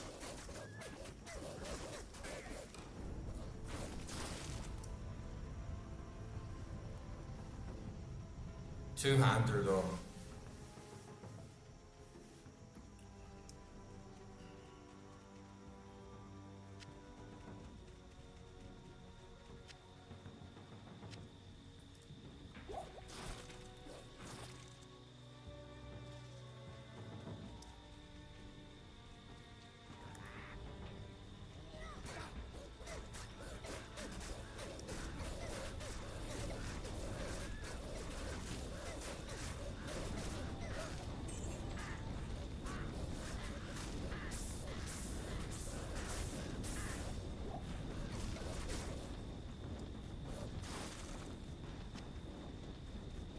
Probably got enough for that merc now.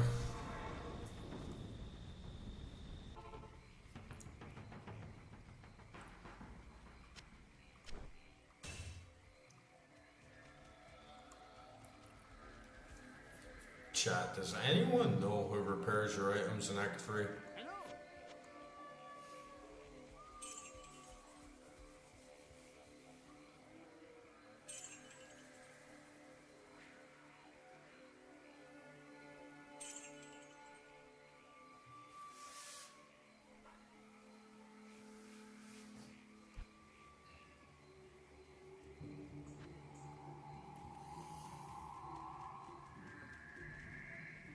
Oh, we got a level up there as well, nice. Just gonna dump everything in the vid again. Yo, in-home, dude, how are you doing? Who repairs armor in Act 3?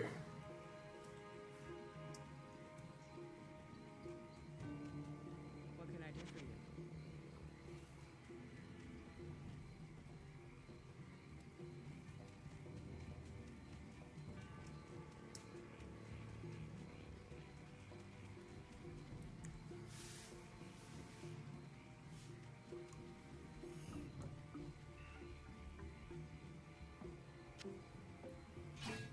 What have you been up to, dude? You been working?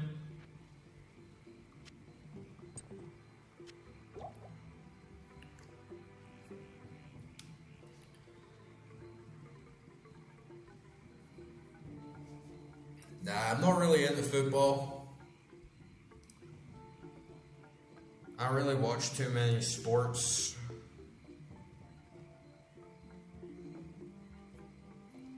Watch a few things, like I watch. Yeah, I know there's always someone, I just don't know who it is.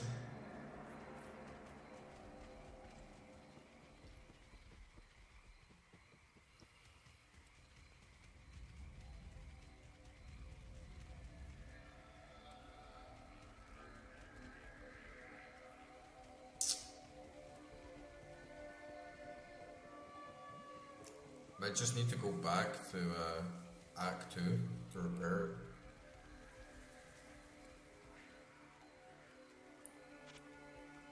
That's all good.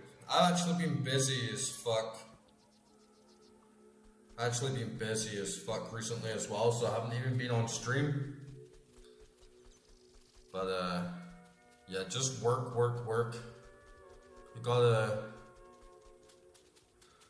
give yourself some time to switch off and do something else for a while, so jumping back on Diablo 2 at the weekends at least. Hopefully I'm still going to be able to do my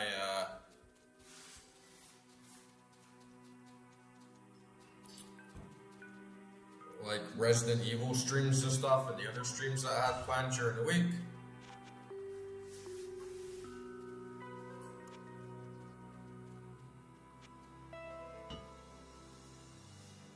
But we'll see. Yeah, Corey was on it last night.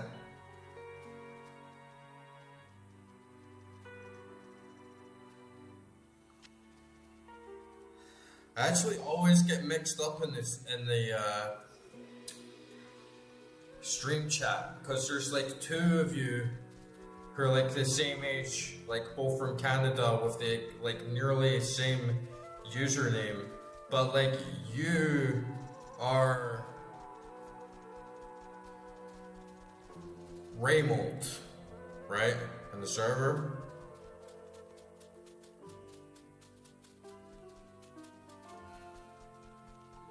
I wanted to stream more You should be thankful that I don't charge because I was doing like the Sega games. I was finishing my RE4 stream, and I was wanting to do like a JRPG in there as well, and like just stream like a bunch more different games that I'm into. I'm gonna be streaming King Kong the game soon, but like because of my working hours, I got like oh, it's the same person. Fuck. Is it? No, there's another one. There's another one.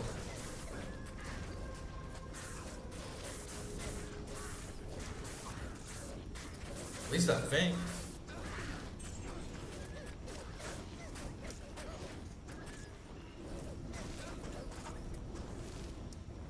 But yeah, I was streaming a bunch. I wanted to stream a bunch of other shit, but my work hours are on Eastern Time US, which actually works a bit better for the Yanks and the Canadians in terms of getting like a good sync. But it means that I'm working till 1 a.m. and I gotta get a good night's sleep. But I also don't want to be working too hard because I've been working 14-hour days, and it's a bit much. I'm definitely taking time off the weekend, and then I should probably take earlier days off during the week. But it just means I have to decide if I'm getting up a little bit earlier, or if I'm staying up a little bit later.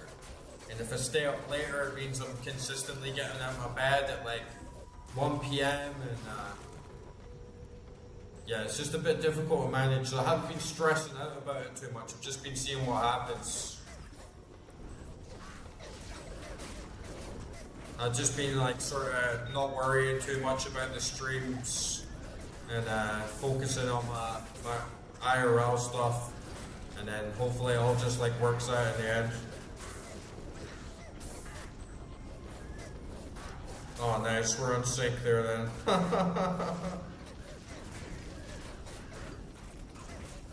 You doing a new Diablo 2 run offline? Well, what are you rolling, man?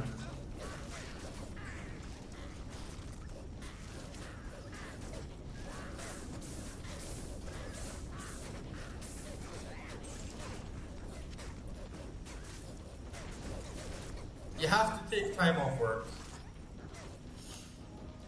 And I feel you as well, because I work, like when I work, right? I get really tunnel visioned, I get really focused, so when I stop working, I'm usually really tired. I don't want to go out and have like a night out or anything, because it just it'll take a few hours to prepare like a really good meal, really good like couple of meals, and then I mostly just watch stuff online. So it's a lot of screen time.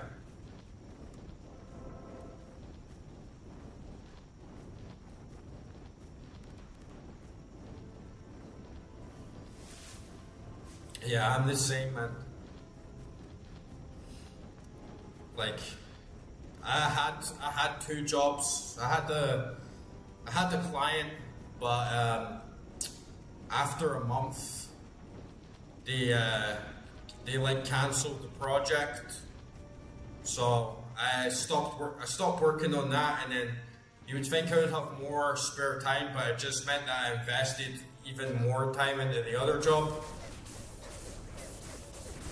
And sometimes, like with the streams, you know, you can't, even though I really like streaming, it's like, oh, what are you gonna do? Are you gonna put the stream, or are you gonna put work first as well? Well, one of them is paying me, right? So it's not really much of a question, right? Like, obviously, I'm gonna follow the money, and streaming and the YouTube thing is more of a long-term plan.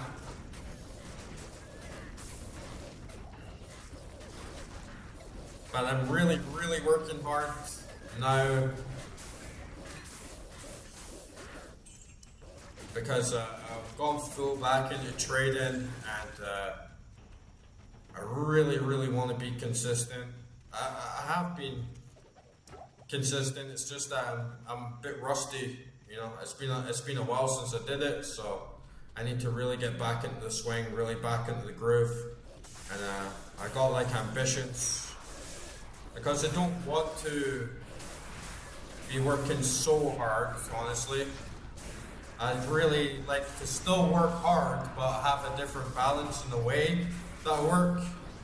So I'm really hoping that in a few months I can get my career in a really good place, and then potentially move somewhere else, because I really want to get back in the gym consistently.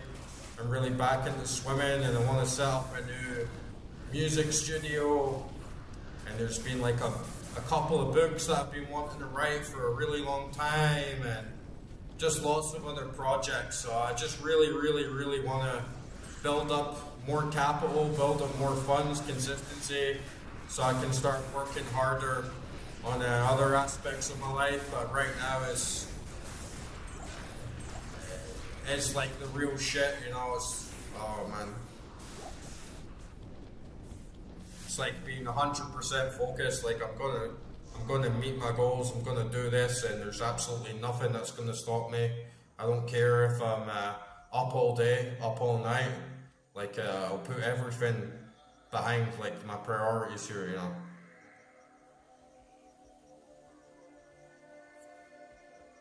Yeah, you gotta have the right mindset, but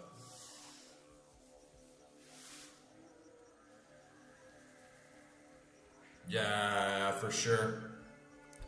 I'm very, very lucky that I had the big realization, because I wasn't too like career orientated, or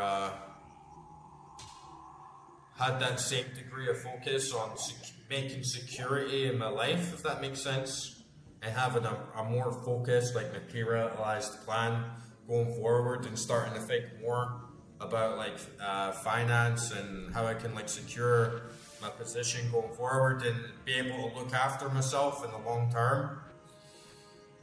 And I used to go to the sauna back in Edinburgh in Scotland, and like when I first started getting into trading and how much I managed to do with my life, I met so many guys, and they were like in their 40s and their 50s, and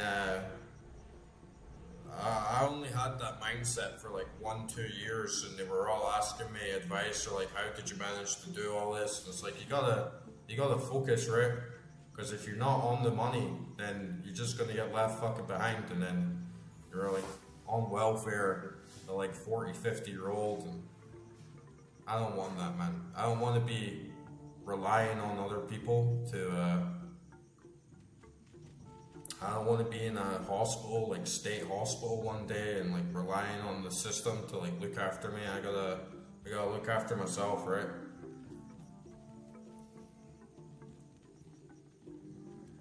Because at the end of the day, no one's gonna look after yourself other than you. But you gotta have a balance. My Diablo dreams have been getting replaced with work dreams. You know, I go to bed and I dream of work, and that's when you know you're getting stuck. You're getting stuck in it. You know, you're going to bed and you're still working in your fucking mind.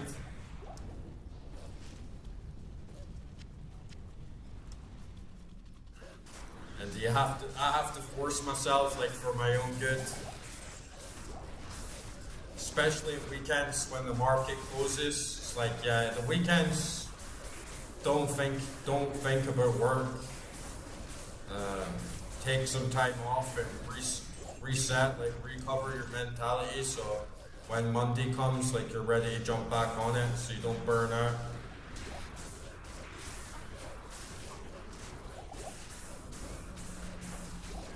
Yeah, bro, you know, like, what fucking terrifies me is being on a pension. That's, like,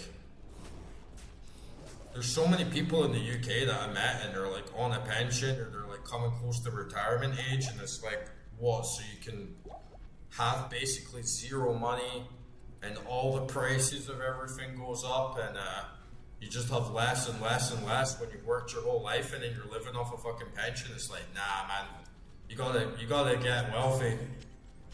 No way am I gonna live on a fucking pension, man. And trust the government. They could just take it all away from you in the blink of an eye. And all this money, like, pensions are a total fucking scam, man.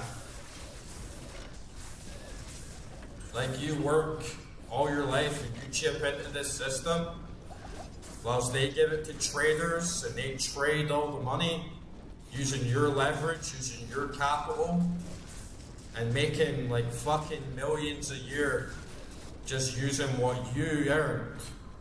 And then when you're like 70 and you retire, they give you back what you put in.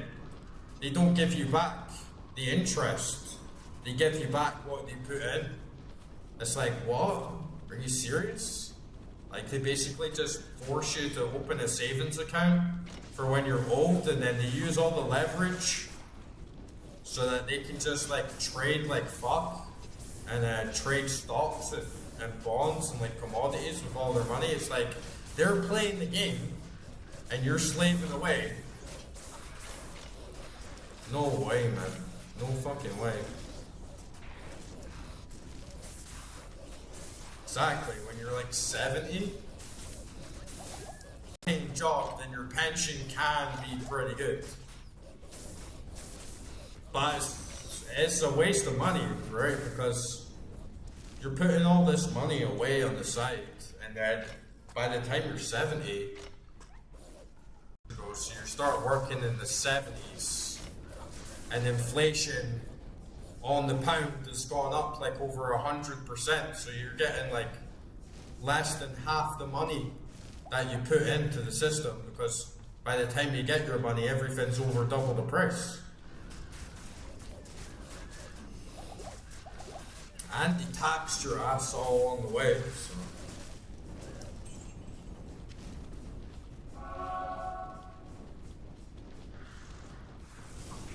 And your greatest asset is time.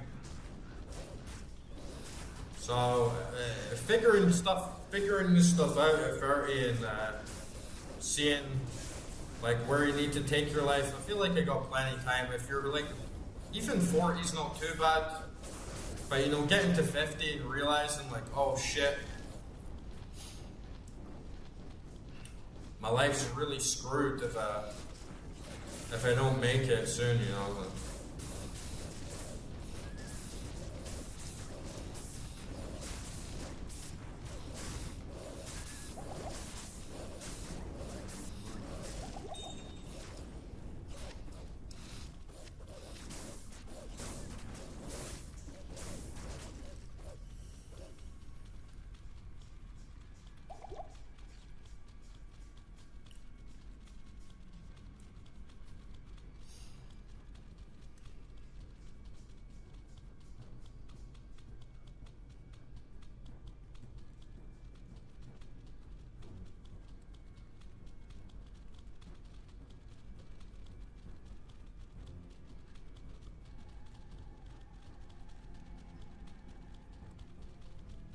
Yeah, I guess they are in a lot of ways.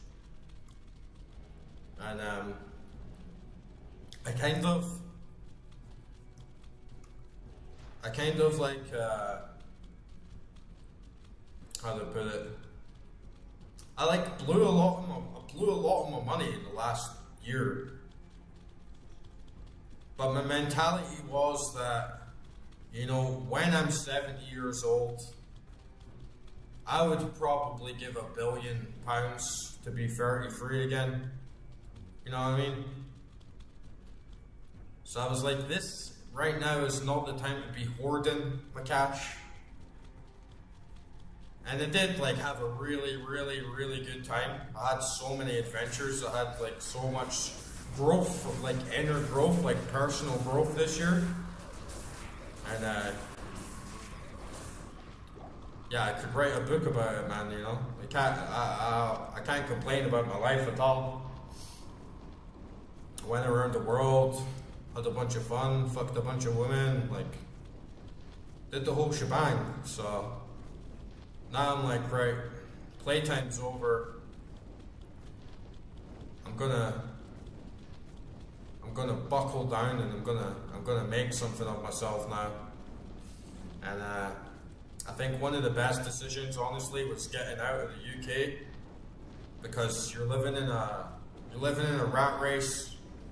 You know, you're getting 60% tax, plus you're paying VAT on everything, plus you're paying like 20% service charge, plus you're paying like at least 20% capital gains tax, and all the extreme housing prices, extreme like price of bills, price of the basic like cost of living. It was a good call getting out there, because I was feeling that as well, like everything's closing in around me and I'm about to get squeezed out, like the government wants to kill us all.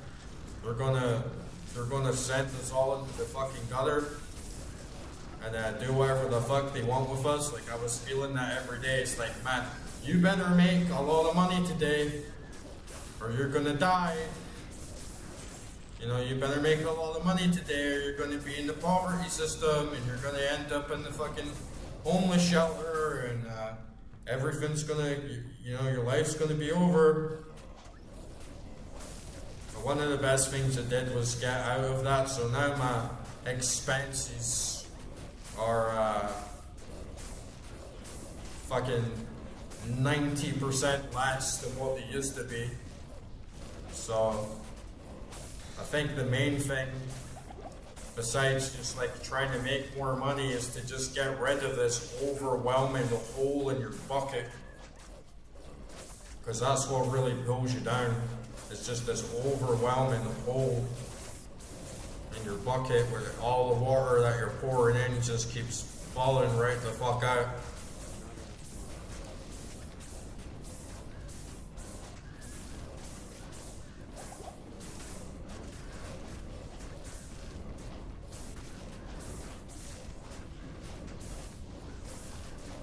Because like making money is one thing, but spending it's another thing.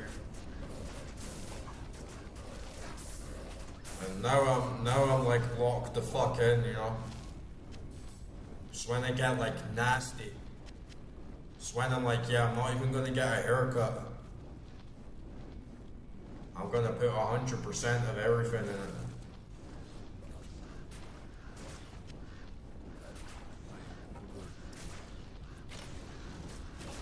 Yeah, I mean, if you learn from things you didn't lose, you paid for a lesson, right?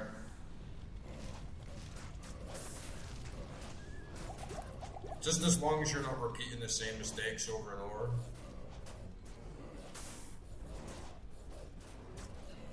But in the West, it's very, very hard to do that.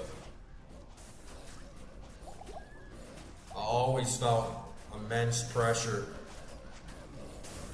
and I was racing against the clock.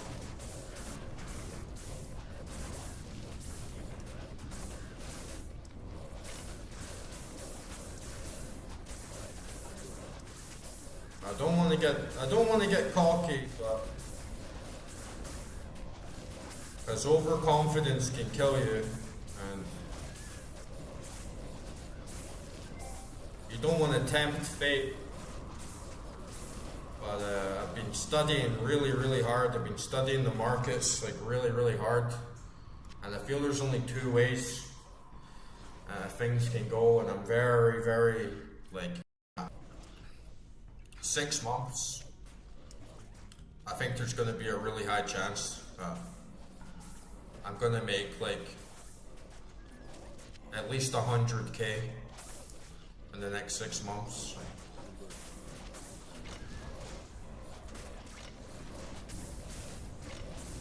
I just have to be very, very disciplined and like not fuck it up.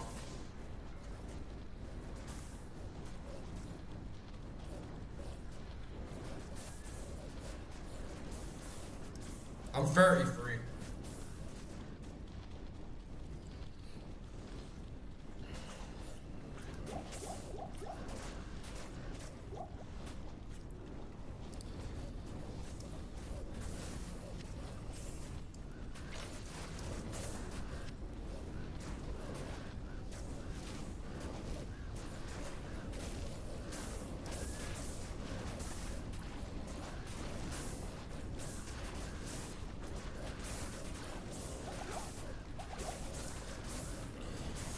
Free.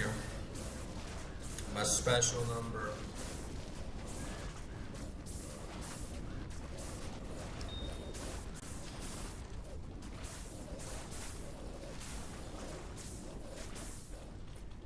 Okay, you're a bit older than me then. You're like an 80s kid.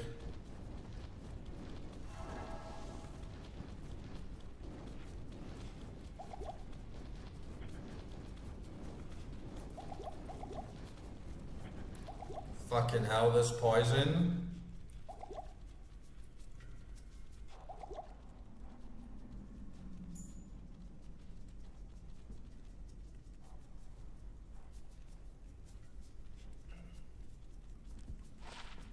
Do you trade? Do you trade options?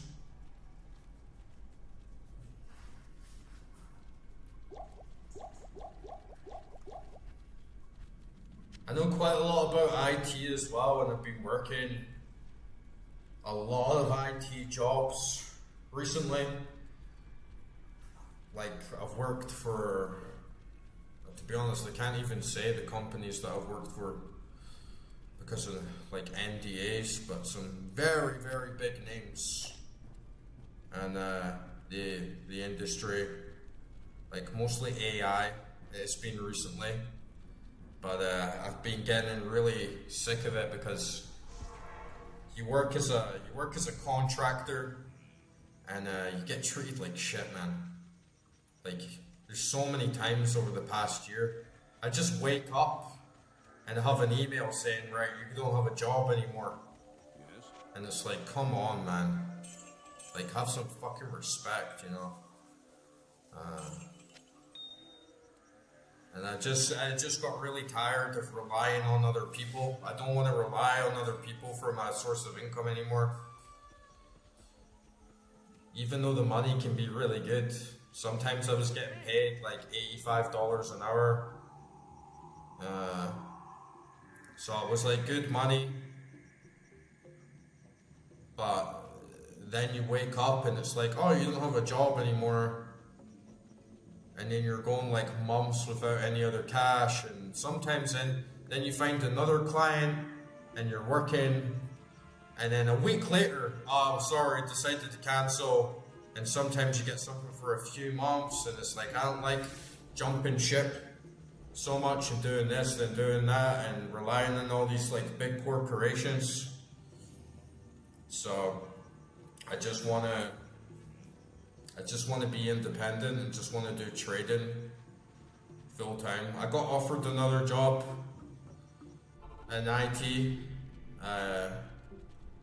yesterday, actually, and refused it. It was the first one I ever refused, and I said, nah, I'm not gonna work for you anymore because it's just like too unpredictable, and there's just like no security in it, and I just really want to focus 100% on my effort right now and like sustaining myself and running my own business. Okay, you're like more of a swing trader.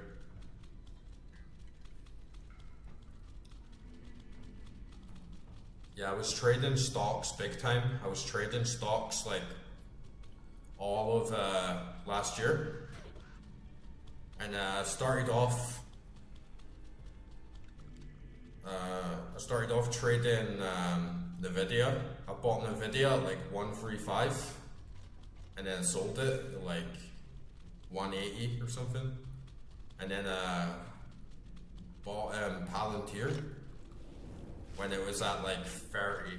I bought Palantir at like 30, and I foolishly sold out at like 90, but I started day trading, and I was trading Palantir on the intraday on the bull run, and then I learned like quite a lot about trading, and then I started trading the quantum computing stocks. Started trading like D-Wave, Rigetti, IonQ, and like small to mid cap AI startups. And then got into CFD trading. And more recently, I stepped away from the stock market because I was finding I do like a shit ton of technical analysis, and that was kind of like my main squeeze, was just like only reading the charts.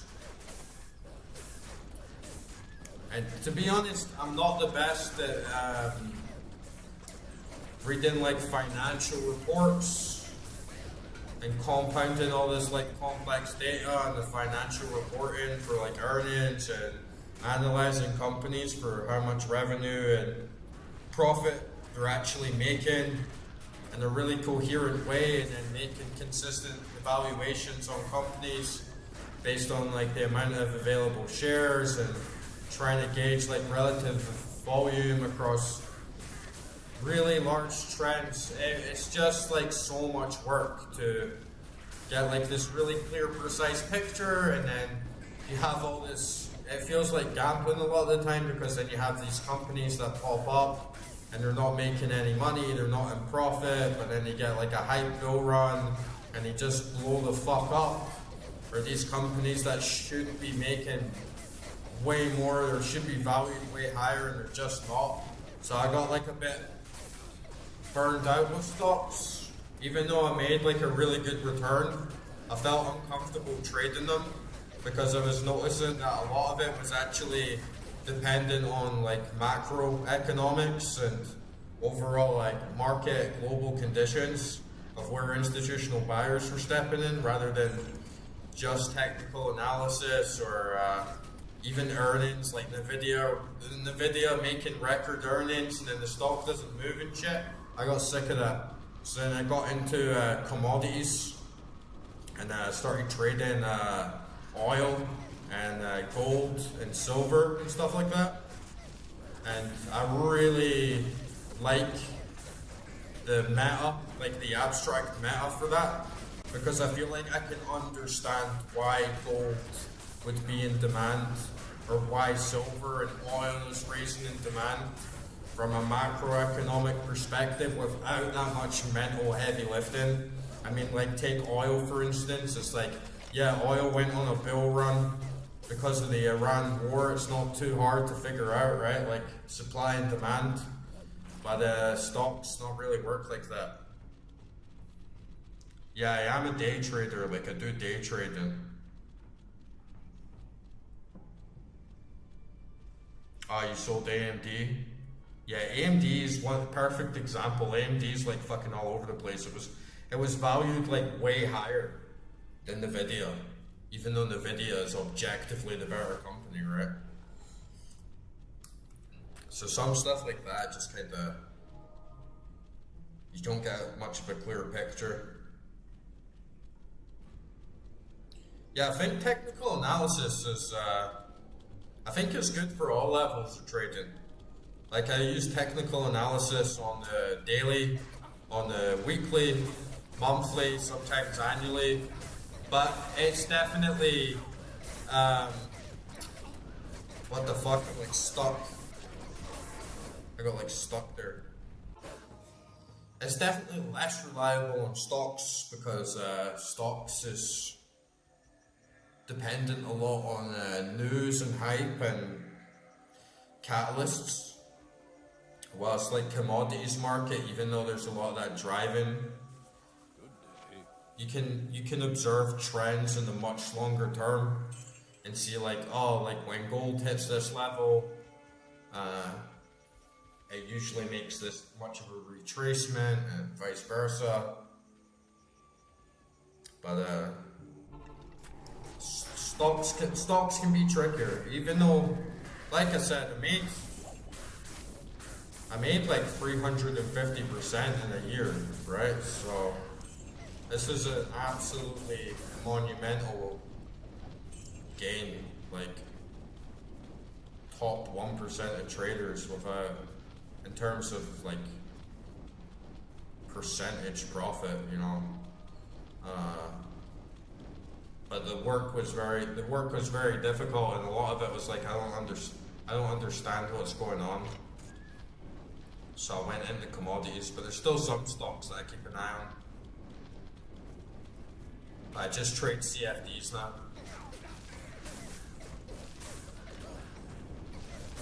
If I get more cash,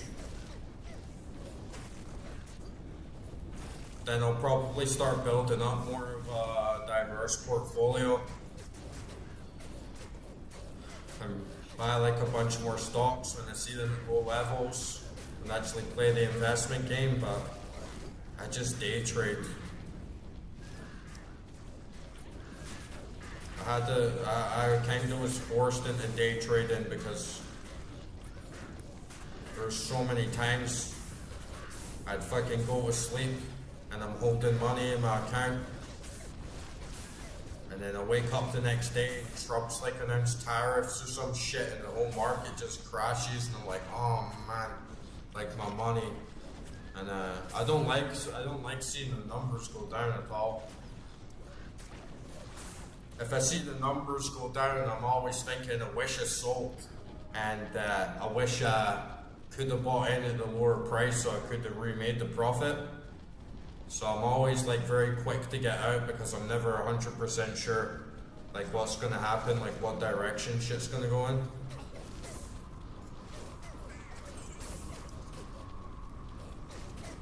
Yeah, day trading is tough for sure.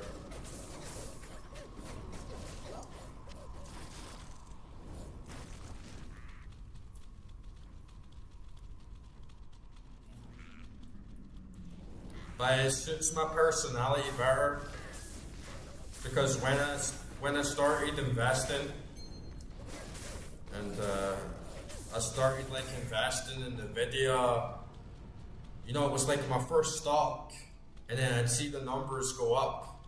I'm like, oh nice, it just made like 10%, and I'm like, fuck yeah, 10%. And then I wake up the next day and it's like, oh, we're down 7%, and I'm like, fuck man. Like, I just lost all that money. And even though there's like the whole long-term strategy of like, no, you just keep holding, and then, you know, in a few months it'll be up 15%. I'm like, no. I want to sell here, and then when it goes down 7%, I want to buy right there, and then it goes back up, I sell it again, it goes down, sell it, buy it there, goes up a bit, sell it there. And in the end, I've like outperformed the market, and I've outperformed the stock. So the stock's gone up like 5% on a day. And it's like, yeah, but in like the past week, I'm like up like 20%. But you have to master yourself, because you can start getting really greedy, and you can start getting FOMO, and you're playing the game fucking hard. Playing the game hard, right?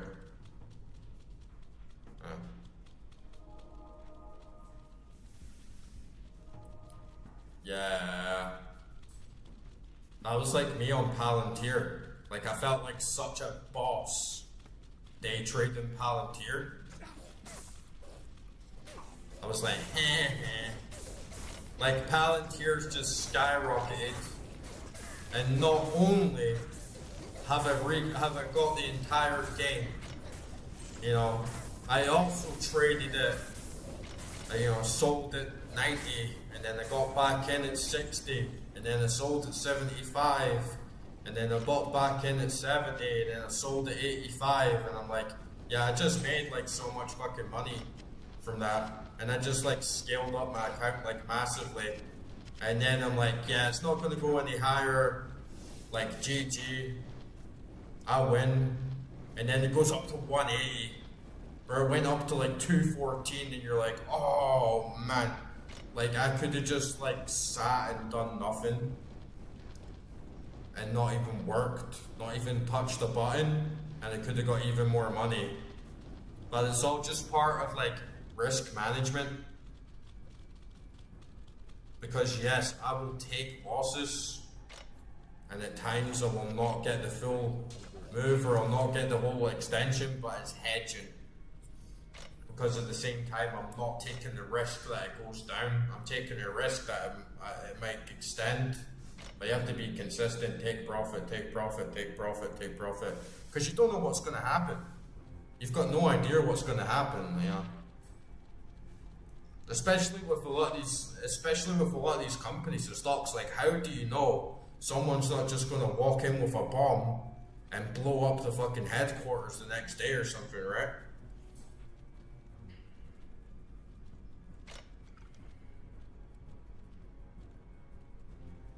Yeah, like there's a Max 7. They're really good for liquidity. Tesla as well. Because there's so many people trading them on a daily basis, you always get good volume, and you always get really good liquidity.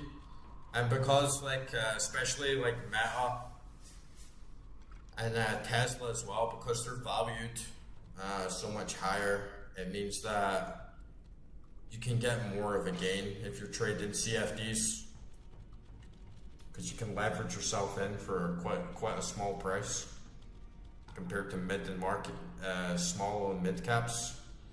But small and mid caps are really good to trade raw, like just invest in them, like with a regular like stocks and shares account.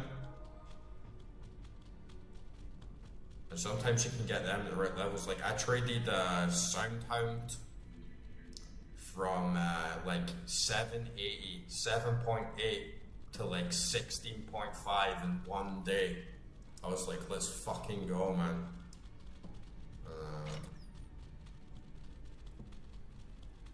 That was such a good win. But if I was trading CFDs, the margin would be really high, and they wouldn't let me short it because there's not enough liquidity like in the stock to actually borrow shares from anyone.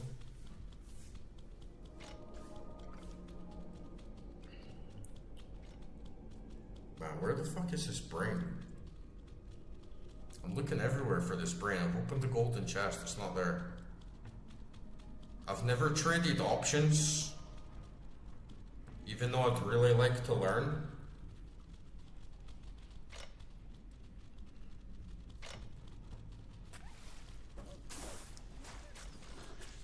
I do know like how to do it, but I've just never done it, so I don't have the experience.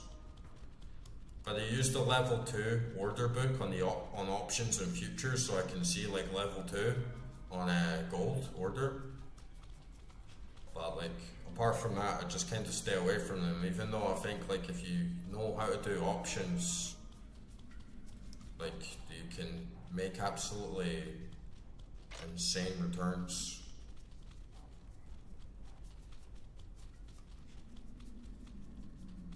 And yeah, that's the thing with day trading, is you really have to you really have to be consistent, and that's why it's like a real job instead of just investing and sitting back,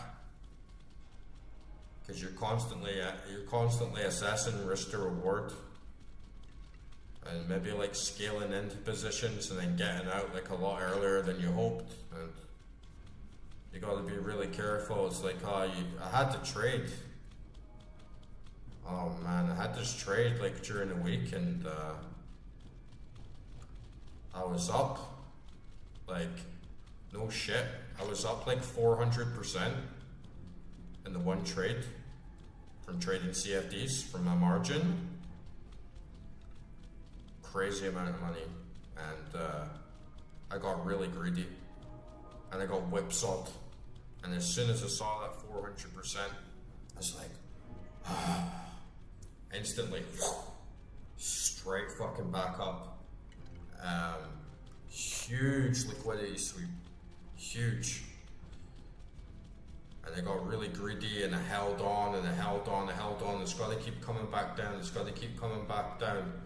You know, 300%, 200%. It's got to come back down. Come on, get that 400%, 100%, 80%, 75%, 50%.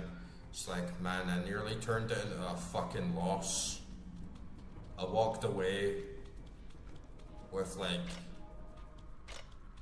5%, and I was like, man, that we could just changed like my whole fucking life basically. Like,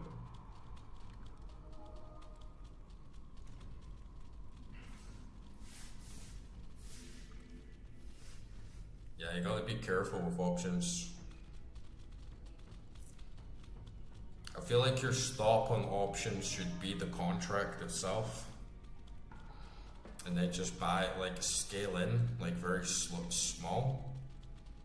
But I could see like the FOMO factor exacerbating, especially if you get some options contracts that work really well and you get this like exponential rate of return. It could make you really blindsided to the reality, and you start scaling in, and then next thing you know, like you're in fucking debt. Because I've heard some stories of people on options as well, and you know,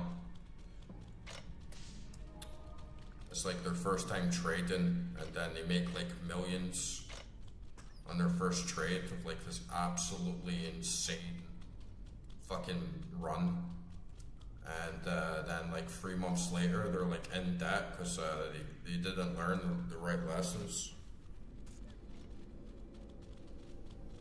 But these people are gamblers. Like, you've always got to keep risk to reward. The market can take away everything that you've earned just as fast as it gives you anything. So, where the fuck is this brain, man? Oh, I'm in Swampy Pit. Fuck. Fucking dumb moment, man. If I was in Flare Dungeon, just been walking around this dungeon for ages looking for an item that doesn't exist.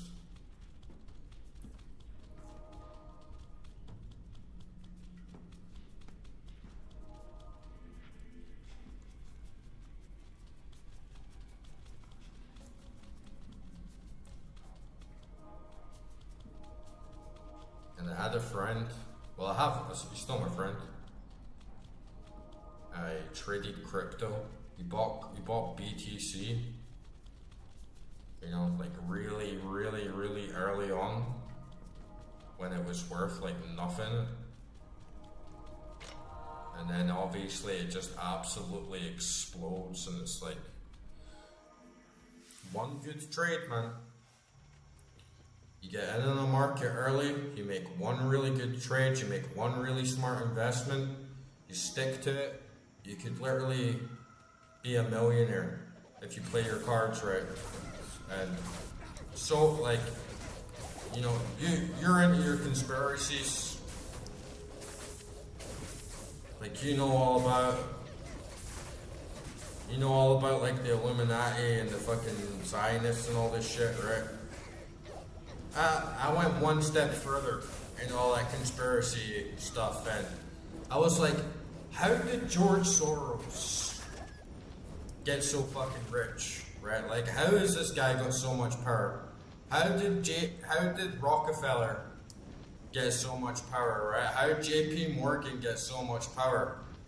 And they all played the finance game. They're all the richest people in the world. They played the finance game. So there's so many. I watch some like School of Hard Knocks. I read like a lot of books about like market wizards. I don't know if you ever heard of that. There's so many people, and they came from nothing. And there's so many people in the world, and they're like absolutely fucking loaded because they like invested in Microsoft in like 1989 or something, you know. And then it's just like GG. Like some of the you see like these multi-millionaires in Monaco, and then you ask them like, oh, how did you make so much money? And they're just like, oh, I invested in Netflix in 2001. Sometimes it's literally that easy. And so many people in the regular world, they're just completely unaware of what a stock even is. They have zero idea. They don't teach you this stuff in school on purpose. The banks are constantly trading. The government and the pension schemes are constantly trading. Like every rich person in the world invests and they play the finance game, and if they don't, they go broke. So once you start thinking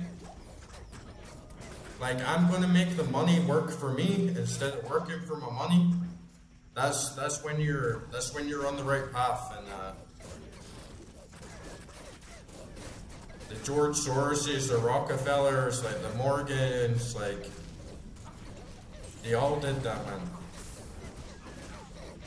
The fucking Larry Finks, the Black Rocks, like that's what they do. It's not like a secret fucking group. It's not black magic. They're just playing the market like absolute beasts, right?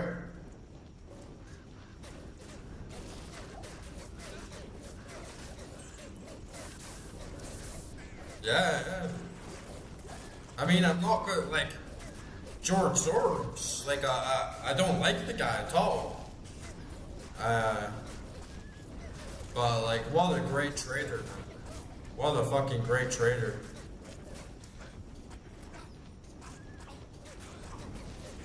And once you're at a certain level, I mean, I'm the kind of guy, honestly, like, I think it's true for a lot of day traders. Nobody day trades their whole life. You know, it's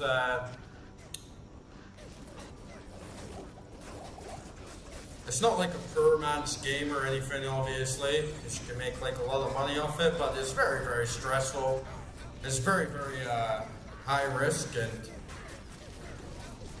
very full time. I'm not the kind of person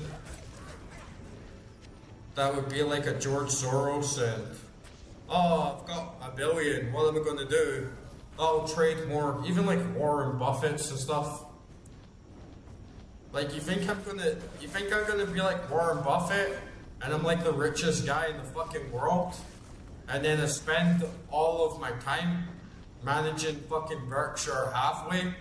It's like, fuck no, man. I just like invest in really stable commodities, like big companies, big stocks, check my account like once a month, and live my fucking life, right? Like, but these guys played the game forever, and they're never gonna stop playing the game.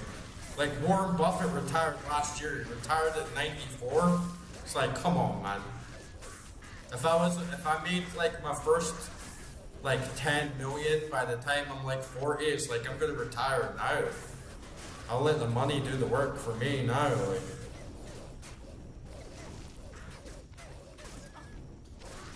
I didn't. It's kind of like a dual-edged sword. I don't think George Soros like manipulated the markets. You can kind of look at it that way. Basically, he knew that the pound was falling, that the pound was crashing because of the government, because of the UK government's own like mismanagement in central banking and fiat currency. Like the pound just like collapsed, and George Soros exacerbated it tremendously, because George Soros basically just kept borrowing and borrowing pounds, and he kept shorting the pounds so much that it basically does kind of contribute to market manipulation, but in a very like legal gray area where he's not really breaking any laws and he's not really doing anything wrong. He was just like abusing the situation like crazy. So the pound was in a free fall. All the banks were at risk of like shutting down, like they were running out of money, and the only choice that they had to really recuperate was to print more money. And all George Soros was doing was borrowing pounds from Germany, from Switzerland, from fucking France, like the whole fucking reserve. Anyone got pounds, short it, short it, short it, short it, short it. And then the pound kept crashing, crashing, crashing, crashing, crashing, crashing. And then he bought them all back at like a ridiculously low price and made like fucking billions of it and basically like bankrupt the UK. And he's a smart guy, he's a good trader, I'll give him that. It took a lot of fucking balls to do that. Took an insane amount of risk to do that.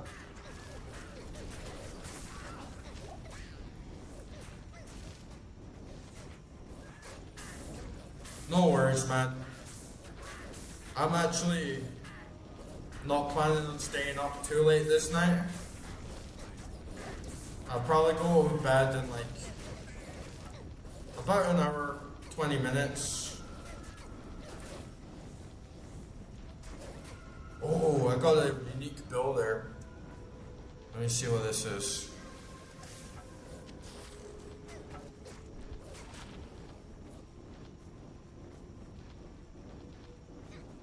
That's not too good. Still, nice to have another.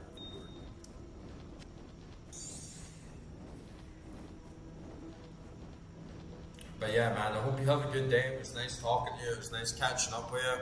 Always a pleasure. And yeah, it's been a deep Sunday.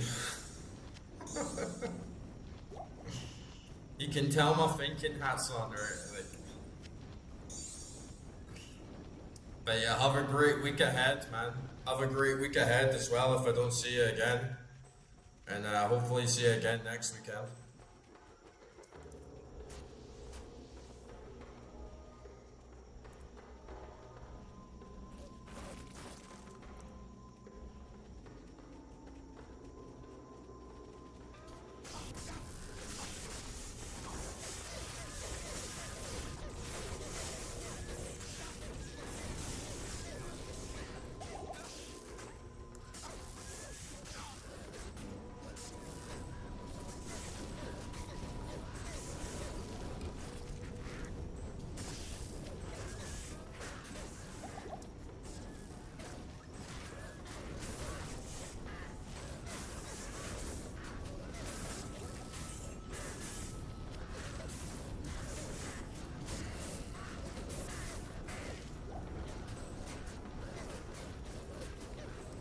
Man, we're getting fucking deep tonight, right?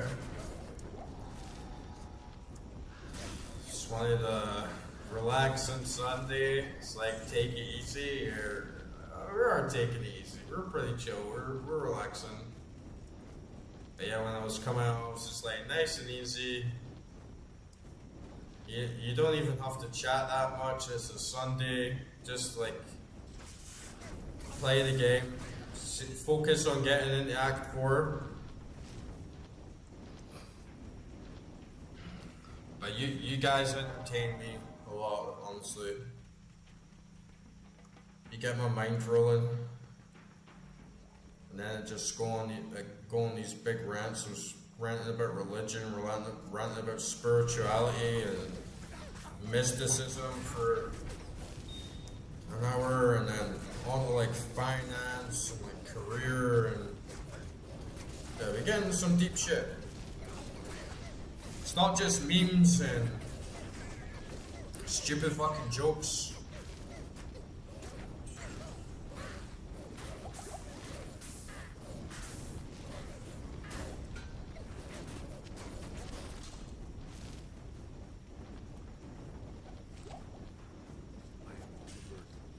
It's the big boy streaming channel here.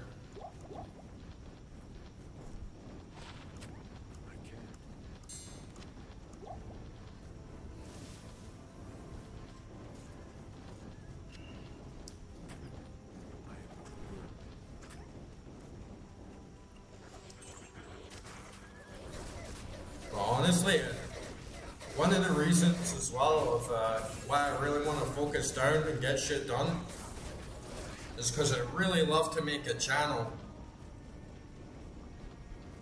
that could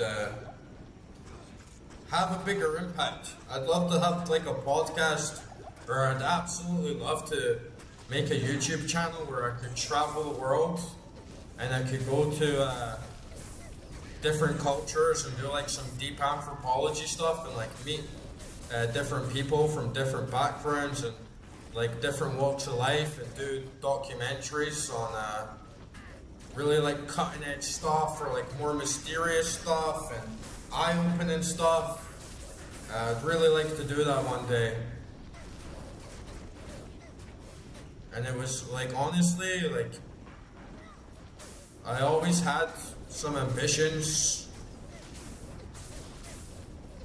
to have a little bit of influence in the world or just get my thoughts and feelings out in some way, and this isn't really like scratching the surface, but I thought like, you know, I tried with music and I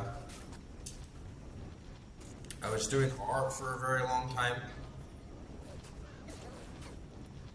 And art and music on their own, unfortunately, these days, they don't sell and you don't like get out there as much. So part of the reason I started making gaming videos and putting my face on it and doing stream was because, you know, I want to start connecting with other people, other like-minded people, and how do I find them? How do I get in touch with people like that all around the world? And one thing a lot of people have in common these days is gaming, so I thought if I could make a start on a decent gaming channel and connect with a lot of new people through there, then hopefully it can act as a bit of a stepping stone for me to eventually do different things, like talk about different topics and hopefully make like some documentaries that I'll actually have a chance of reaching an audience, or writing more music, creating more art that people actually give a shit about because they actually had the chance to see me in the sea of shit on the abomination that is the algorithm.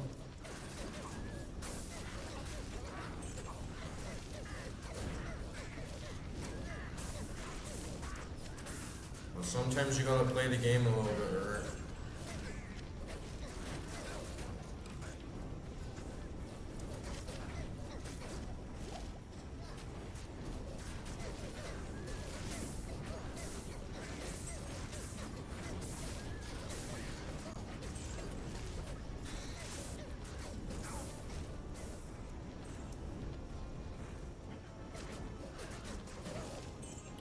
Play the game.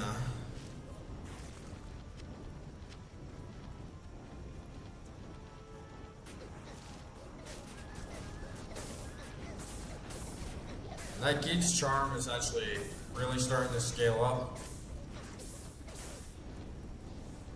Got a lot of cash now. They're consistently dropping 1,000.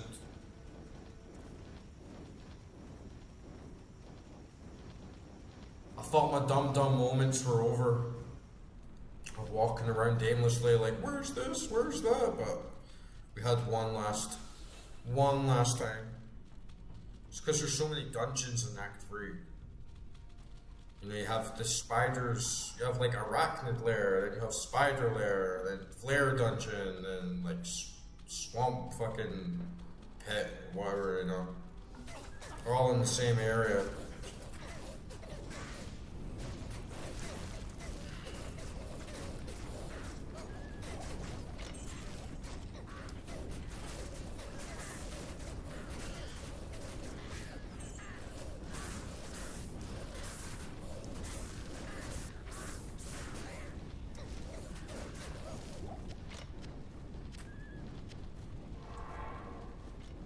I'm gonna use that actually.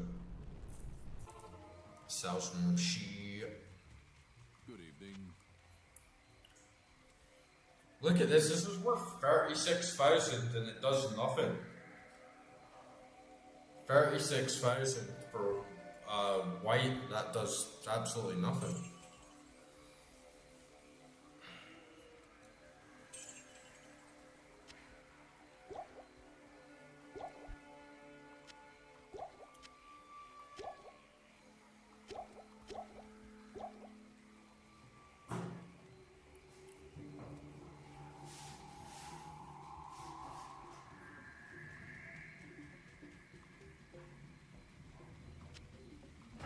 Put these in here.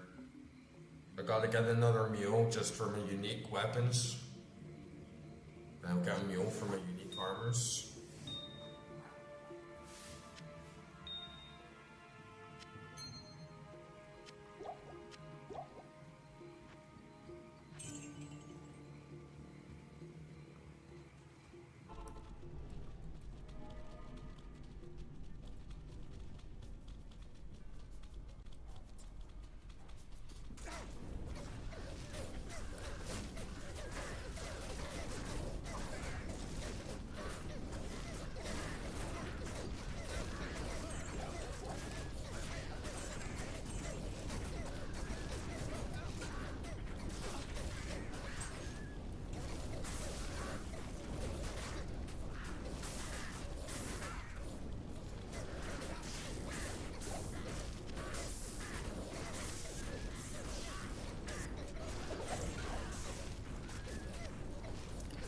I don't know if you're there, Corey, but weren't you saying last night I need to find like a 2-socket bow? Maybe it was like a 3-socket bow or something. So you can like scale it. You can get that rune word that gets me even greater like vendor price drop. I got like a 1-socket there. Ooh, 3-socket helm. Look at that, man. Oh, it's fucking ethereal. That sucks, man. 3-socket helm with like +1 to a bunch of barb skills. That would have been really nice.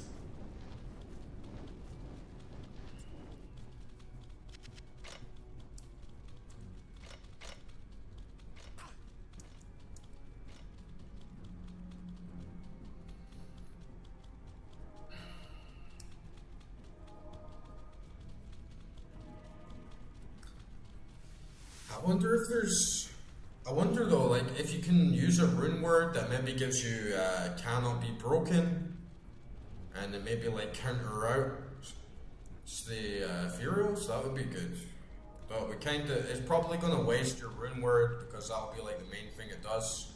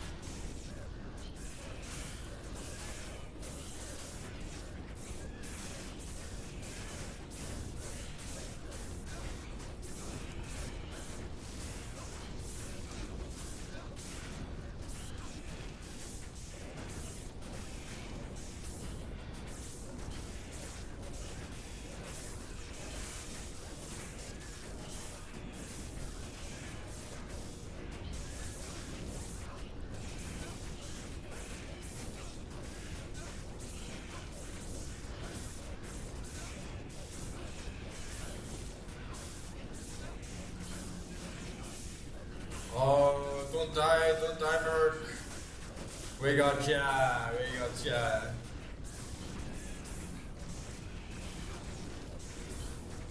Man, this thing's taking ages.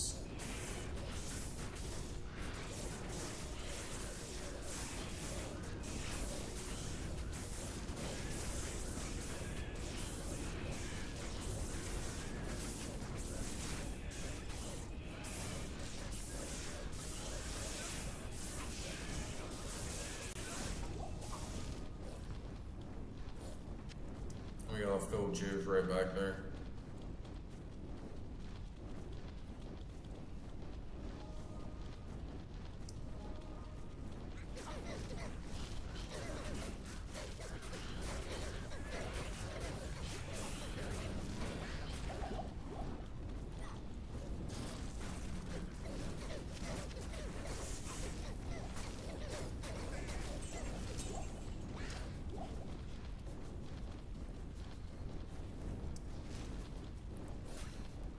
has been a lot slower in hell for sure. I mean, I was saying last night, hopefully tonight I just blast through Act 3 and we get into hell and do Diablo. But yeah, tonight, just a little bit slower. It's because of all these immunities.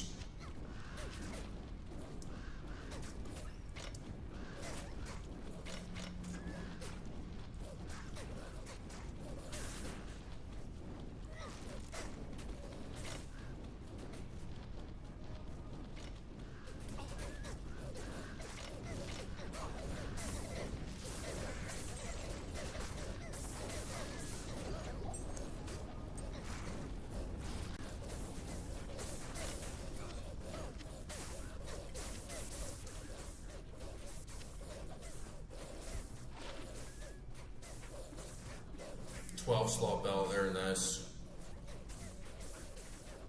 Nothing fancy, but at least it's a 12.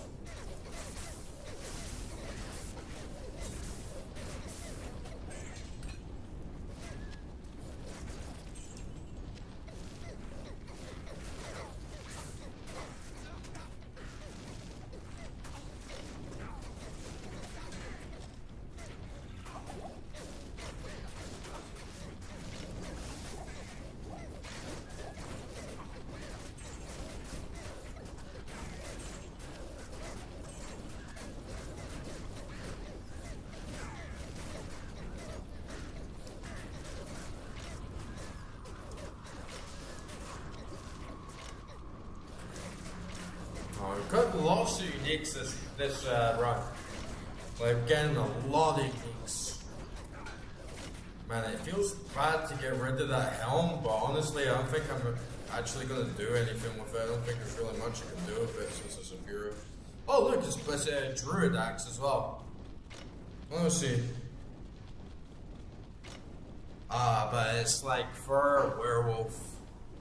+2 to druid skills. +1 to fury, +1 to maul, +10 to all attributes.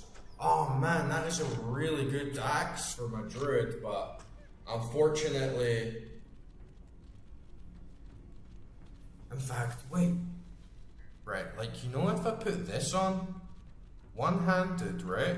If I put this on, I'll still have the +2 to all my skills. Plus I'll have the Fury and Maul.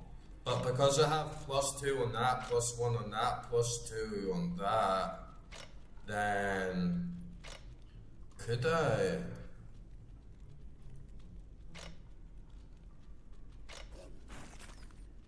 Where's Fury?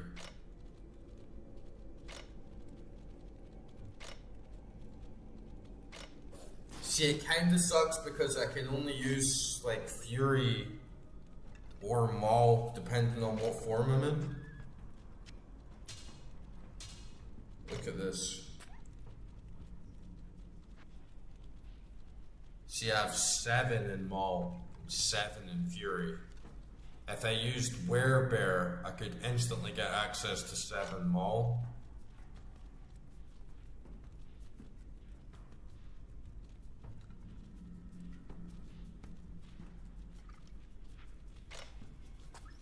I'm actually kind of pissed off now because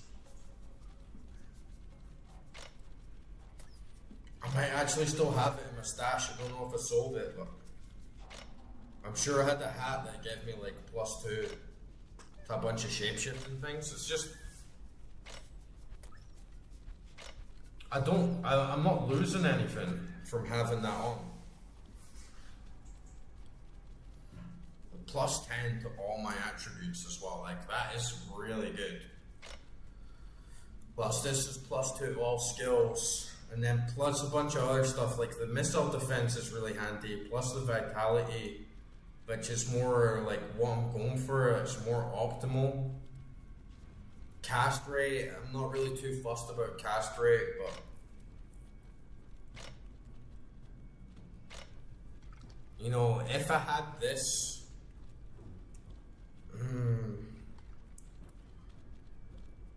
and I can still put like maybe 1 point into like werebear, and then have like level 7 maul.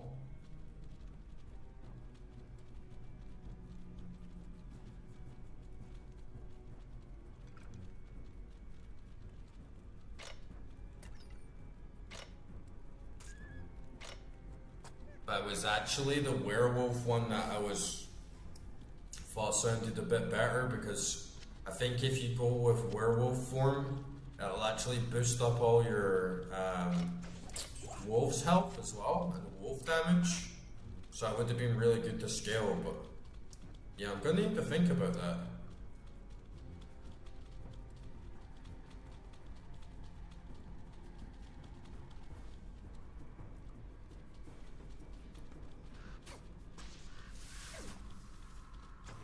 Because I feel like you always want to min-max.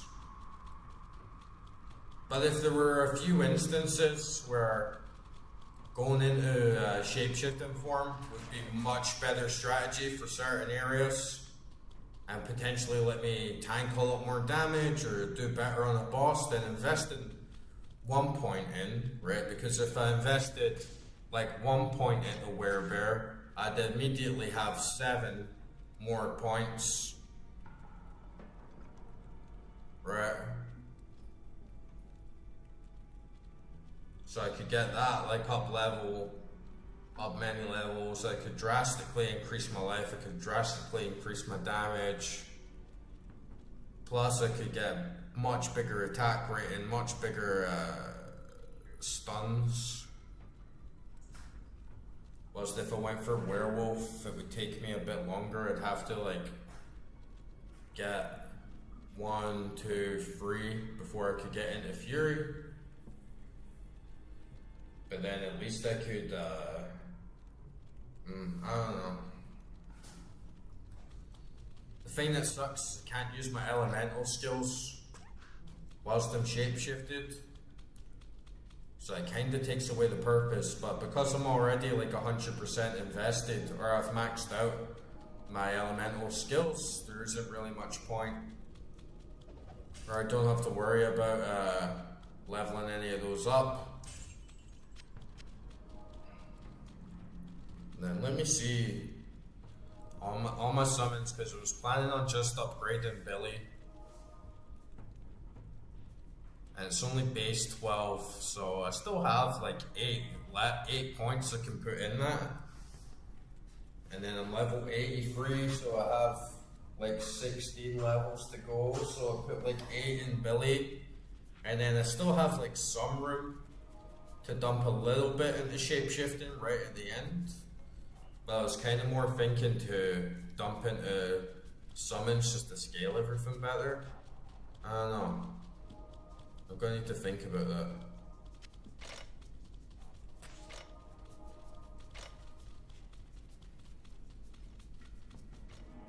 And I guess, like, to be honest, it does give me 60 defense to all missiles and plus 10 to all attributes, but this gives me 22 vitality, which is actually the one that I care about. I don't really care about the rest of the stats, but a little bit of extra energy is pretty good, I guess. Plus 6 magic absorb. Plus 106 to mana. Would I have more mana with this? Yeah, I got more mana with the Spirit Sword. I think this is probably still better while I don't have anything invested in the summoning skills.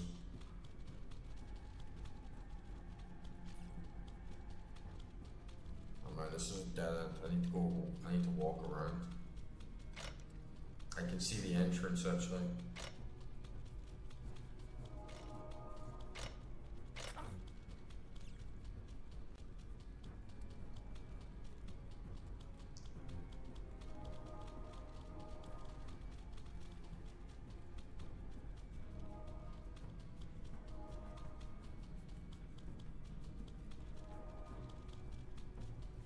Lots of uniques tonight.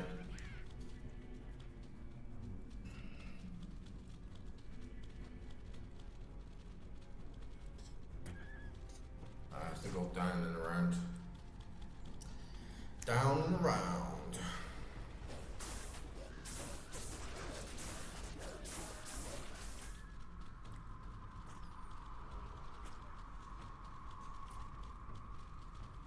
Oh man, you can't even go further? Okay, I have to go fucking all the way back down here and up in the top corner.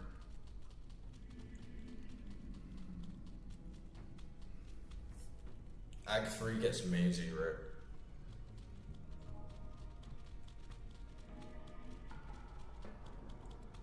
On here, up here.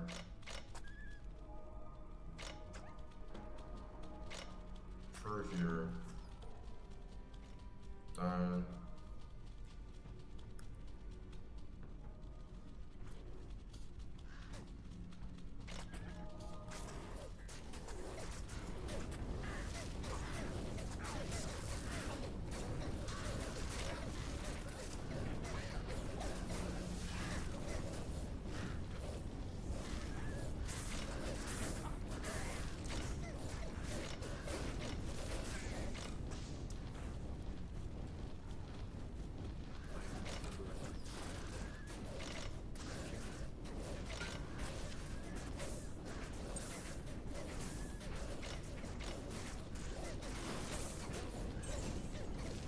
Trying to get a 2-socket bow.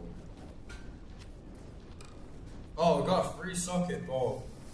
I need to wait till Corey comes back and see if this is what we need.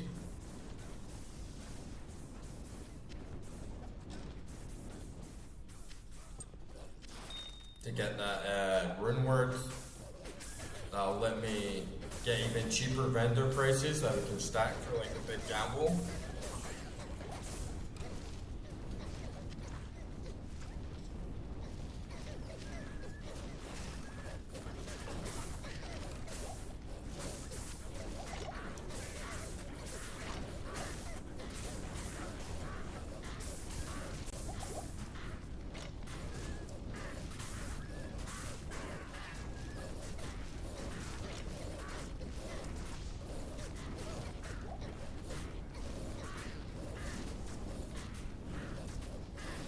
Sometimes fire immunity isn't even that bad. Like this unique isn't even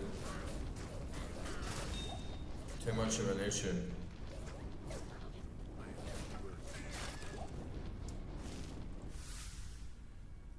What the fuck is this? Back the oh, it's another pole arm. Ethereal, fuck that. Alright, let me put these in the stash. There's a flawless skull there as well.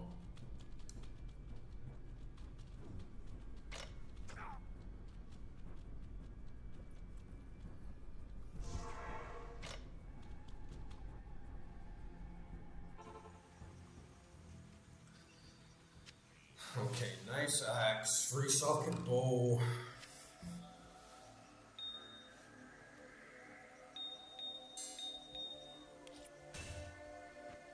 I'm gonna put this back in here for now.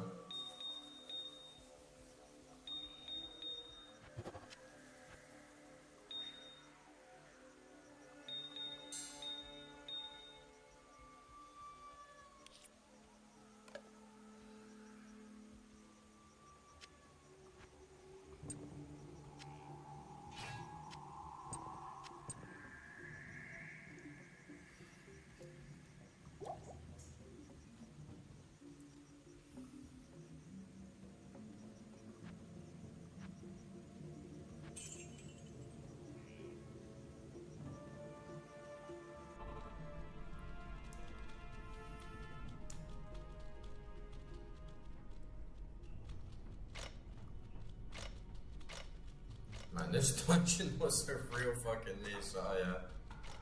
Sephirio though, right? This horned helm? Yeah, that's a pain in the ass, that Sephirio.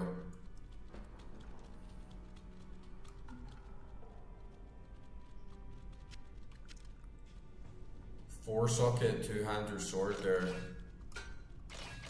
I think that's 2 of them I've got. I think, if I remember right, like if you're Barb, you can dual wield 2-handers.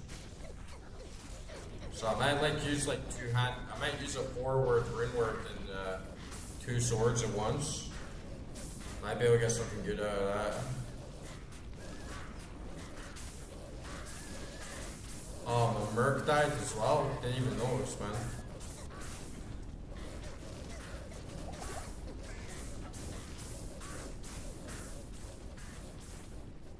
Now let's quickly go back and get him.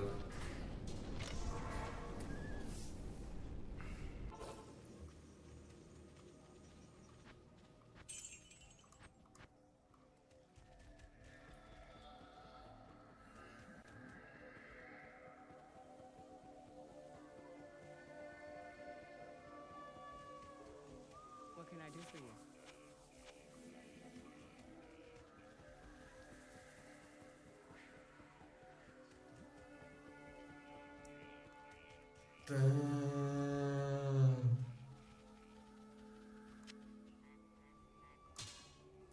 Oh, those ducks.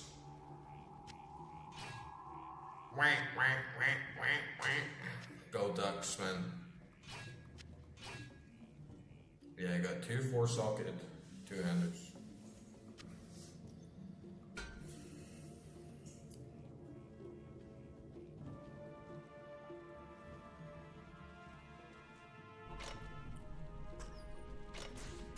Guess I can try and use that 3-socket barb helm till it breaks on my barb at level 30. Just give him a little boost. Apart from that, it just sucks.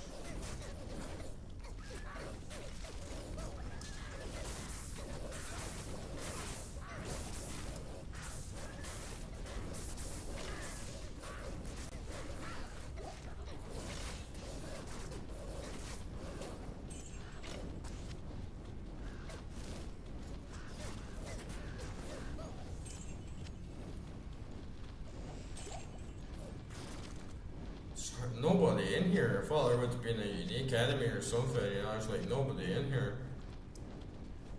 Alright, got Kalim's brain.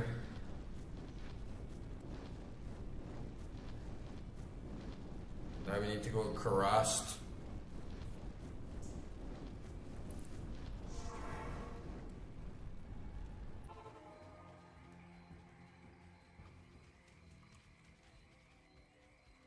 Missed that waypoint in Great Marsh. But yeah, I'm gonna take a quick break, guys. I'm gonna go for a piss and refill my water. I'll leave you with my funky DVD screensaver.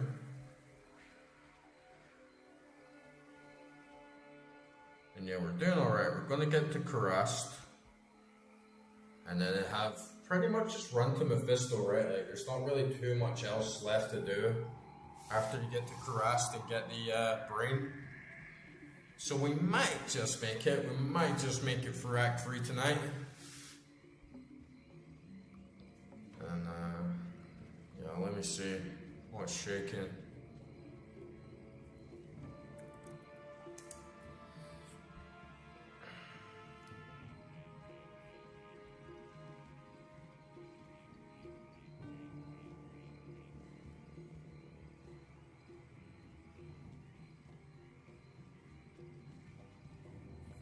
See how we're kicking on the other platforms. Just for our head off.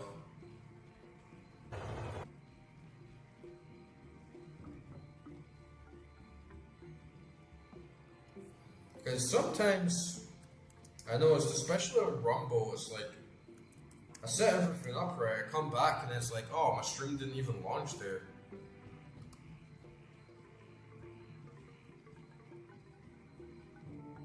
Yeah, like Rumble again, I put in all my configurations and for some reason it just doesn't do anything. Oh well. This is most fortunate. Kalim's brain. Alright, be back in a bit, guys. Place it in the Horadric cube along with Kalim's other relics. The eye, the heart, and the flail.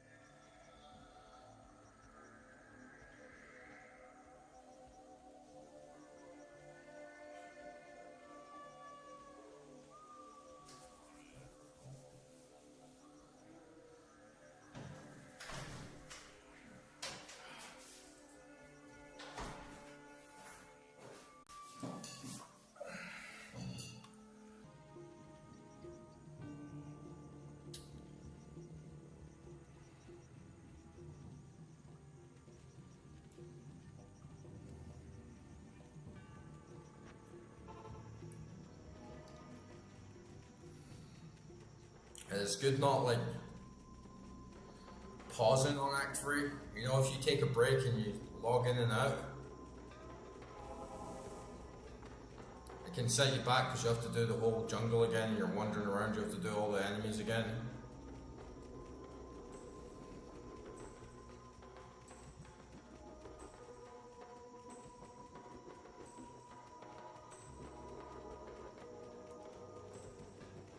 Why did my map change sides?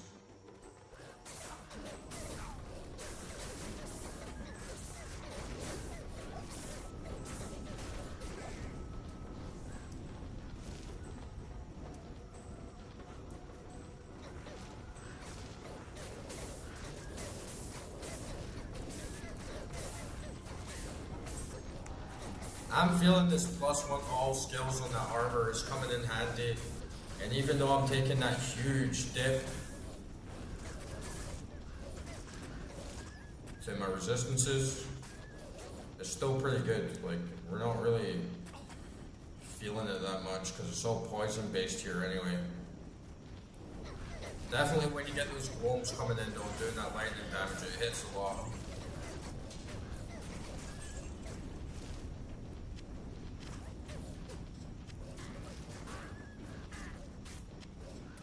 You know what, I'm just going to play it safe and quickly boost back the time because I do not want to lose all that money.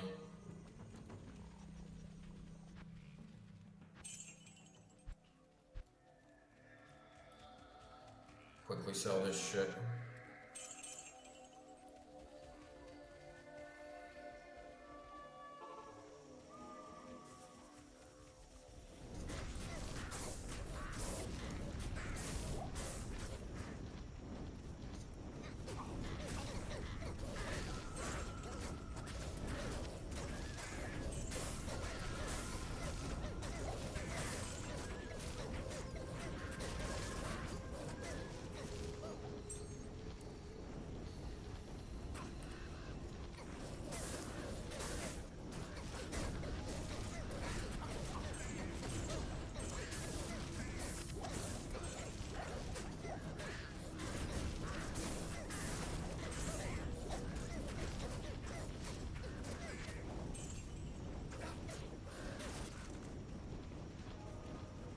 Mowing through.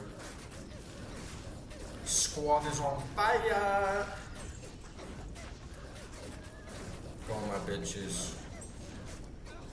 That is crazy what Nulia was saying as well. He has 49 ravens on Project Diablo 2. Like 49 fucking ravens. That sounds fun, man. That's why I gotta get into PD2 once this hell run is over.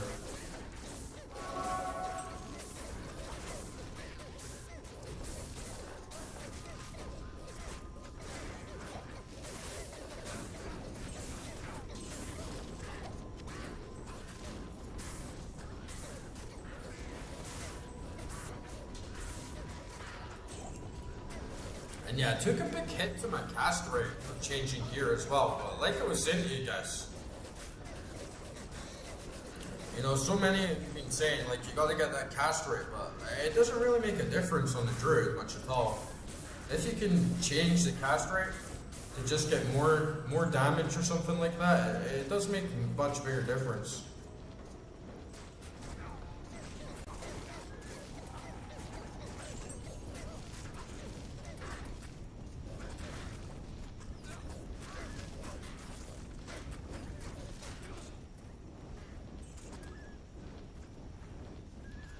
This poison is, like, poison resistance is not good.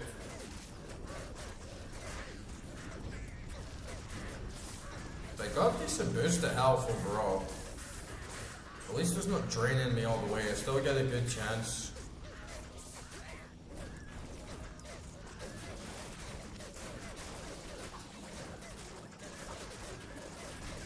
Before I'm all the way, like, depleted.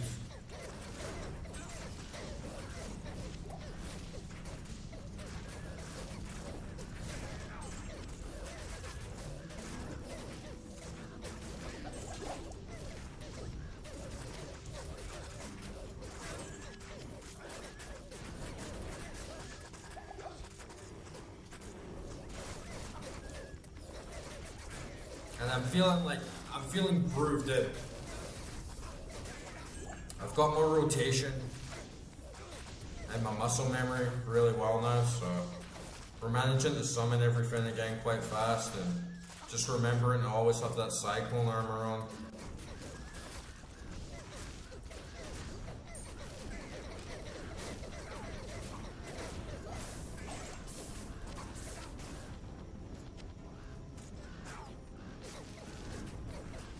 Always get Oak Sage back.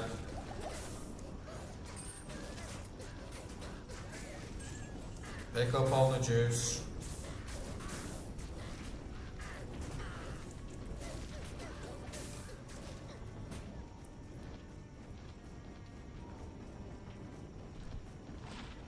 Oh, nice. You got it. It's not much, but compounding with all the other gold.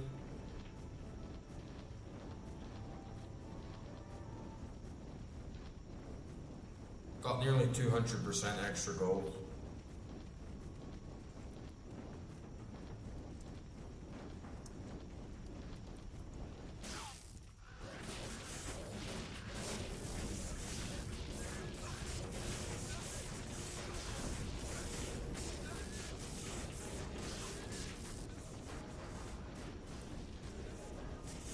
Fucking Merc. Oh, god damn it, man.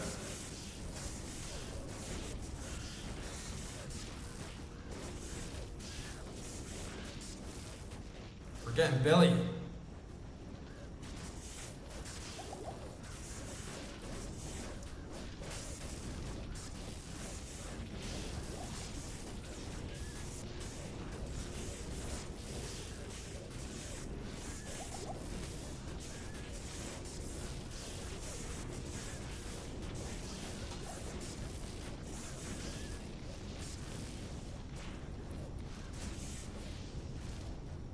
Not enough room.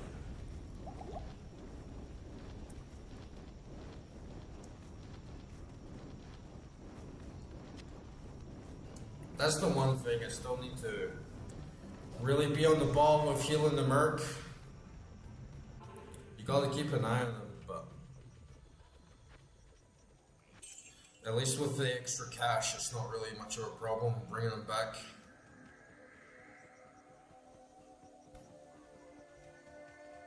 Good day. We're managing to pay him off quite fast.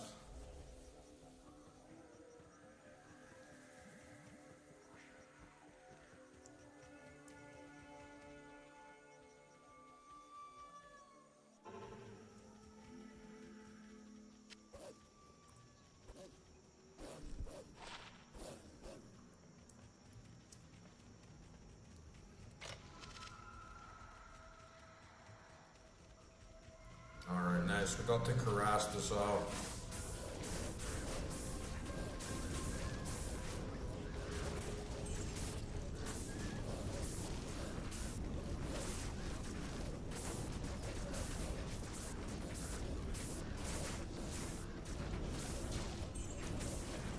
Mephisto's not too far away. Hopefully we get lucky on the little mini dungeons that you have to check. I remember last time on Nightmare, it took quite a while. It's maybe like the 5th or 6th attempt of going into little side dungeons. I've actually got that item, but could get lucky, get first time again.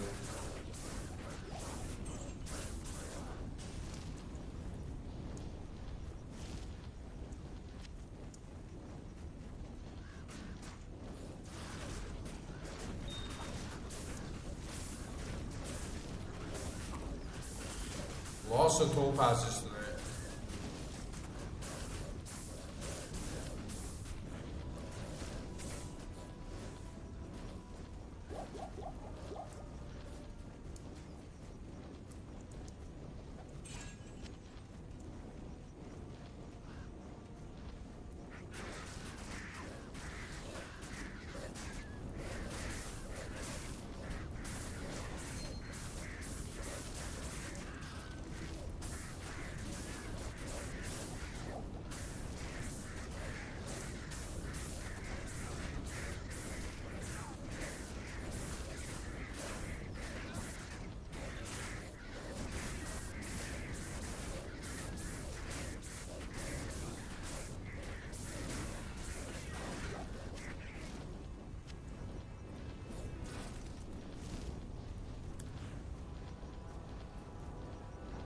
It's such a pain in the ass finding the waypoints though. I feel it's gonna save you so much time.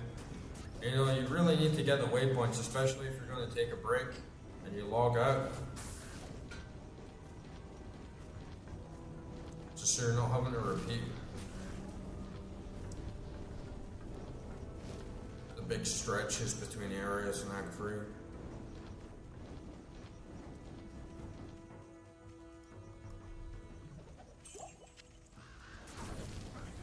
Will we get the job? Huh? Will we get the job room first time on Hell?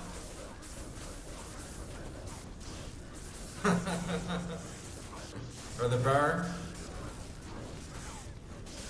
Oh man, that fucking Merc just got annihilated.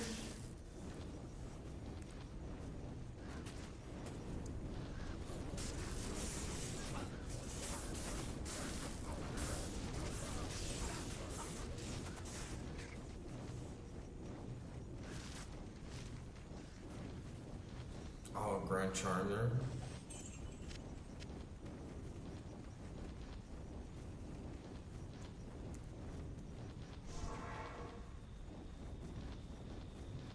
What's the charm? Let's see.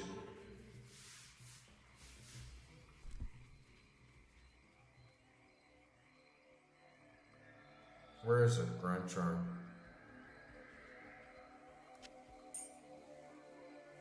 This one? Oh, it's a Grand Crown.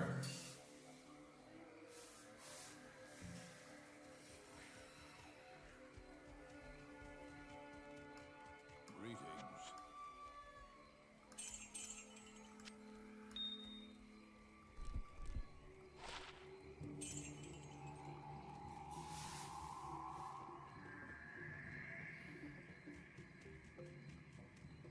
Good evening. Yeah, the enemies are definitely stepping up a little bit.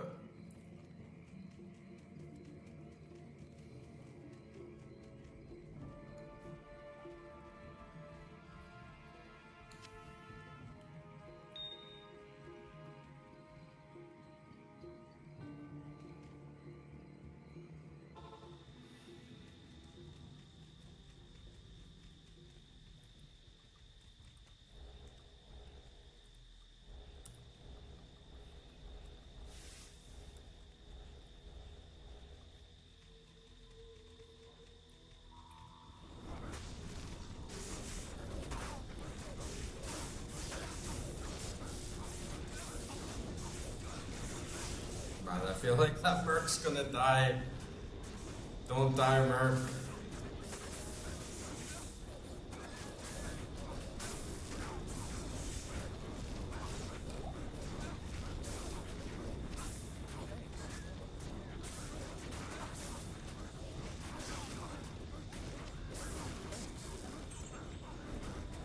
Man, it's getting nasty in there. There's a lot of uniques.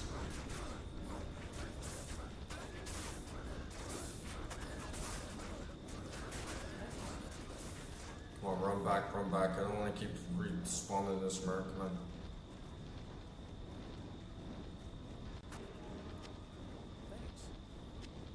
Thanks.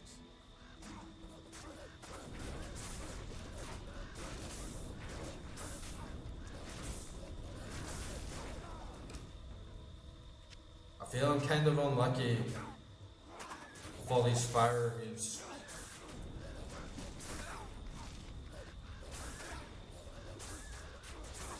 Some of them aren't too bad, but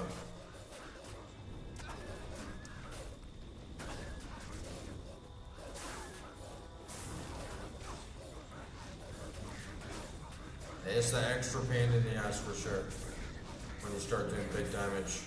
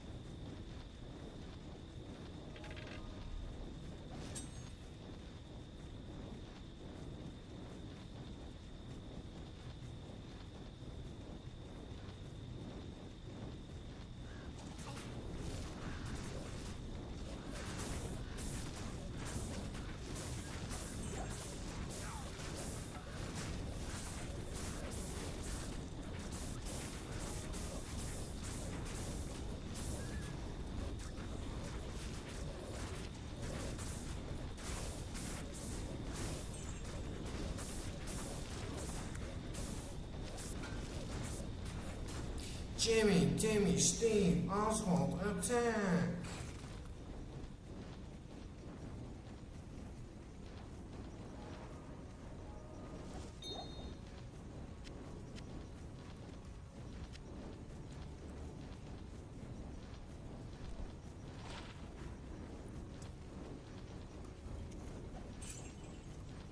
Oh. Good gloves.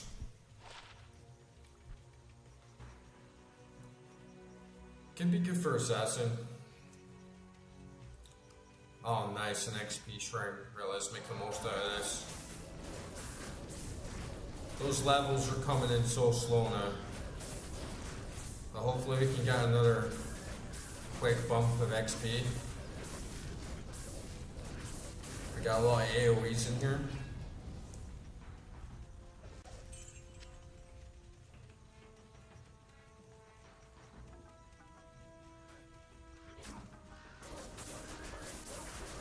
Such a noob. I know that there's a super chest that could have the jar bear ring. I mean, I'm not gonna get it, right? There's a small chance, but I definitely at least want to find it, so like my Lord Karash run's not wasted.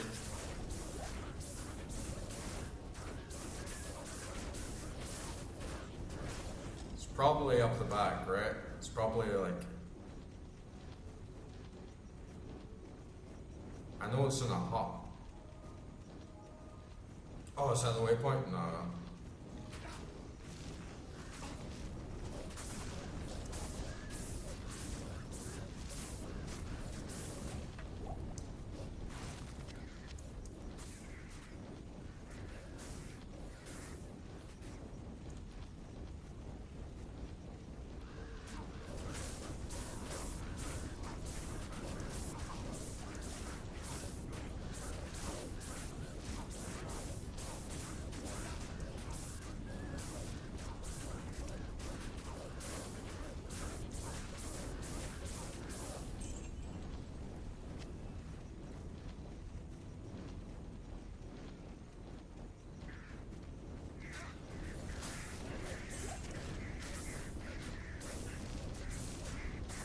Yeah, XP grind is so fucking slow, even with the boost. Screw it.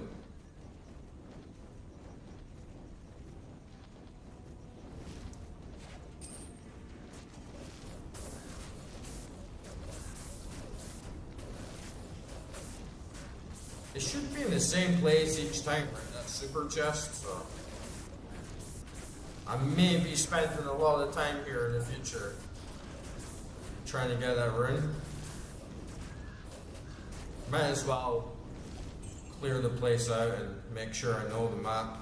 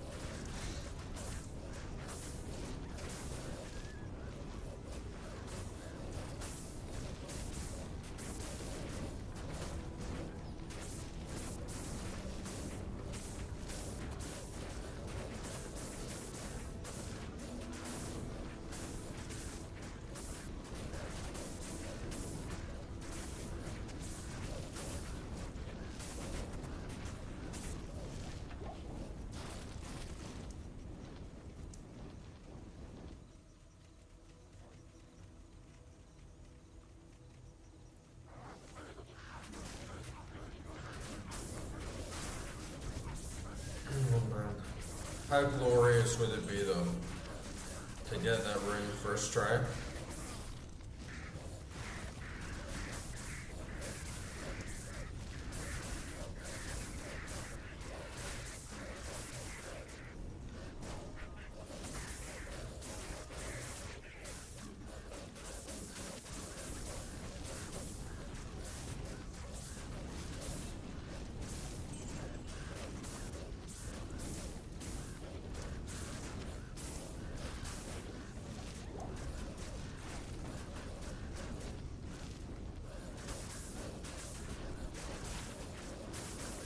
How much faster caster? 20%? That's not bad.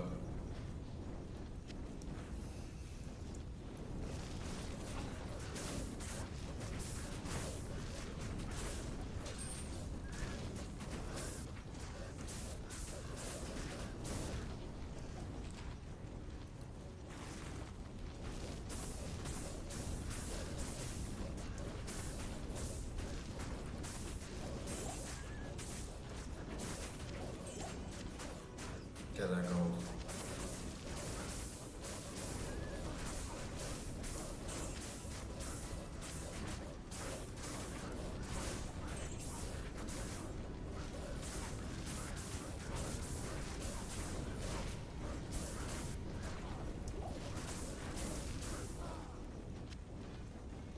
Come on, super chest.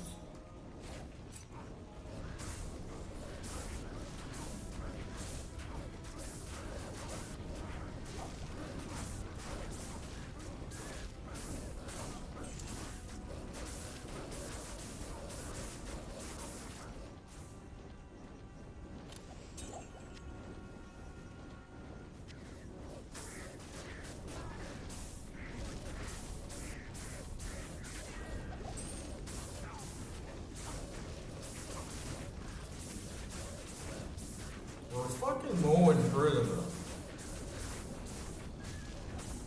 Like the build is feeling good. I know, as usual, it's not like the fastest thing ever. Mowing through it like speedrun mode, but like we're holding our own here.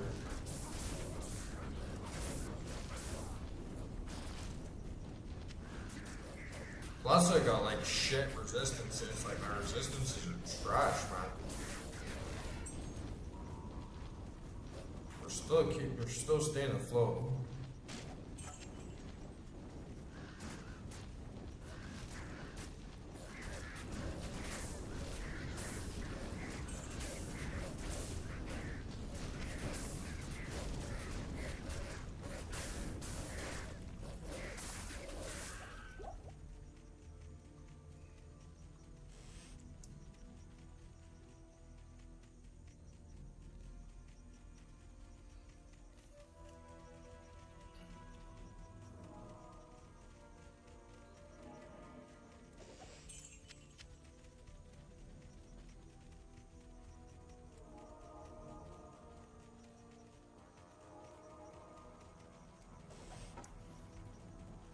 Where's the super chest? Maybe I'm just being a dumbass noob and it's not even in Lower Karast though.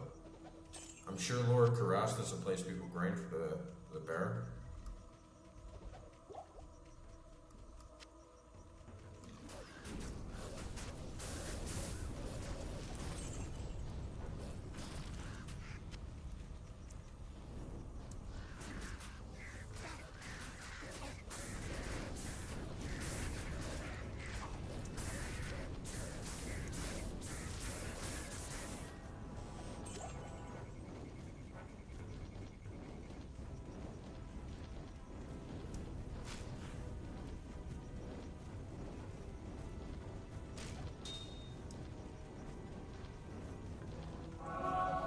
Or maybe it's just like chance to spawn in a normal chest.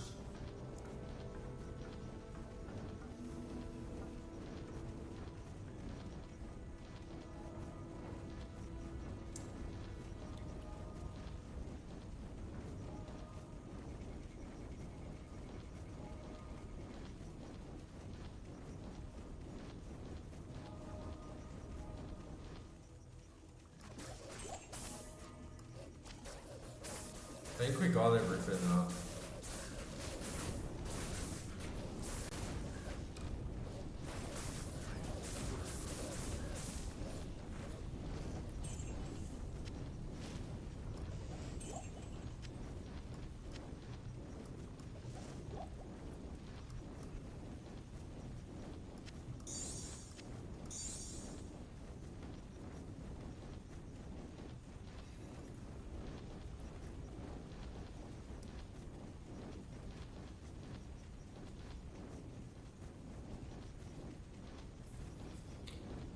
I knew there was a waypoint here. Yeah, I'm sure it's Lower Karast where you get the where you get the barrow in, right?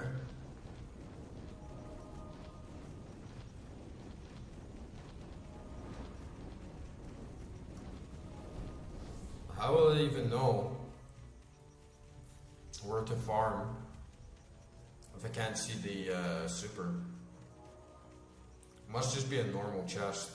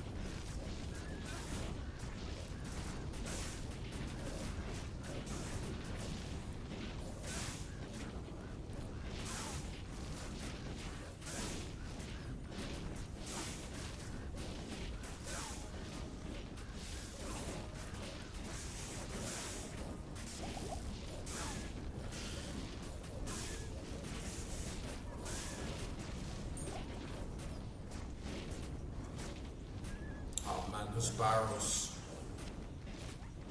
Sometimes that's an annoying thing with Molten Boulder as well, is it's like aim is trash. Sometimes you can't even tell if you're hitting it right or not. Ooh, we got an if there.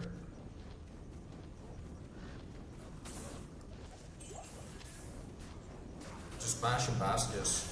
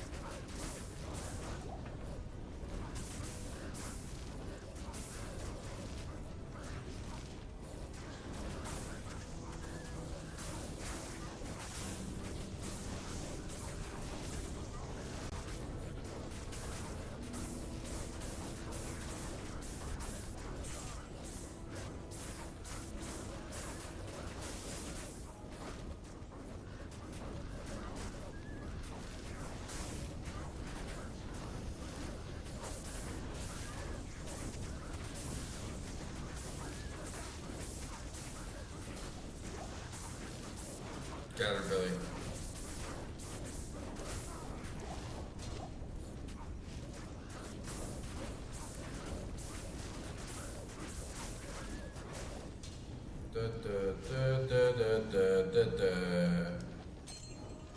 Warhammer.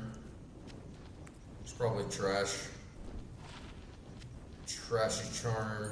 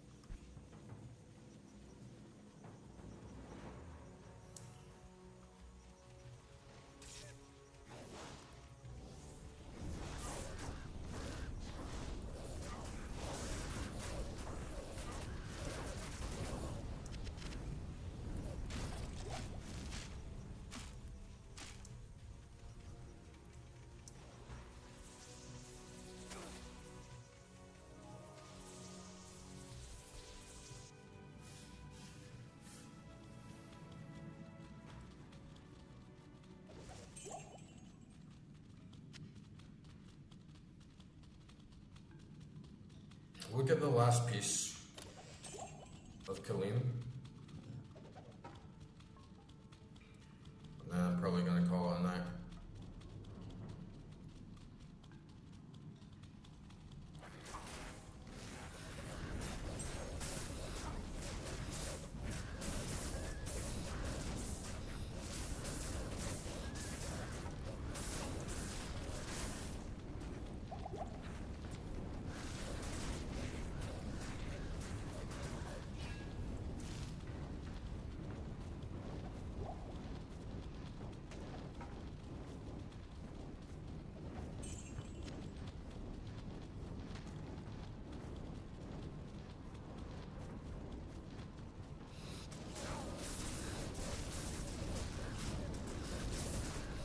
Fucking hell, man. My XP goes up so slow now. I feel it's hardly even moved for like the past like 20 minutes.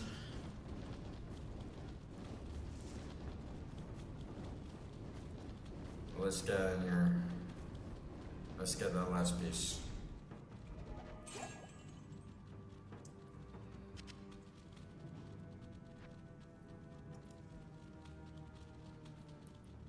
It's a really nice sewer.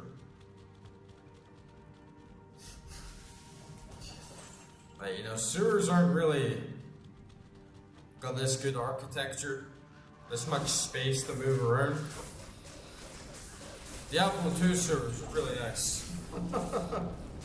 You know, most sewers just a fucking pipe with shit running through it. This pipe's like this elaborate labyrinth underneath the fucking bazaar.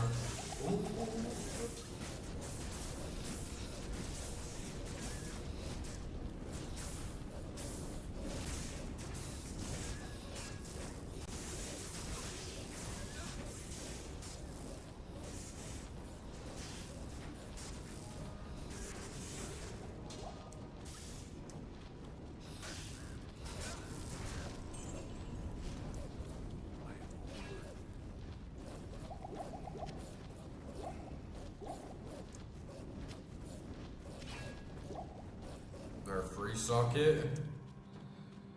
I got 2 4 sockets already and they take up half as much space. Man, I wish I could get that Monarch shield. I feel like the game's gonna force me to actually grind for that for once. Such a shame as well, I couldn't find that chest. And lower caressed. Maybe I'm just tripping. Maybe I'm just making a big noob moment. And it's not actually a super chest there, it's just like a normal chest that the rune spawns, but I feel like I want to know where the chest is. Because I'm going to need to come back there if I want to grind for runes.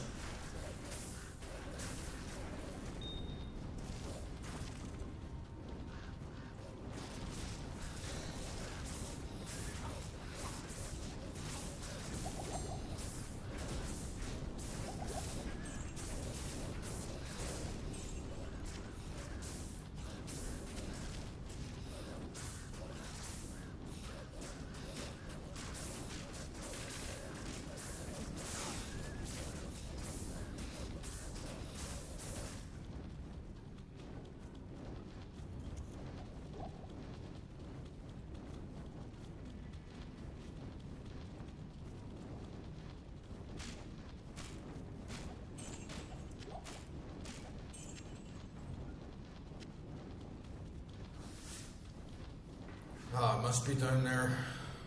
Yeah, it must be in the middle.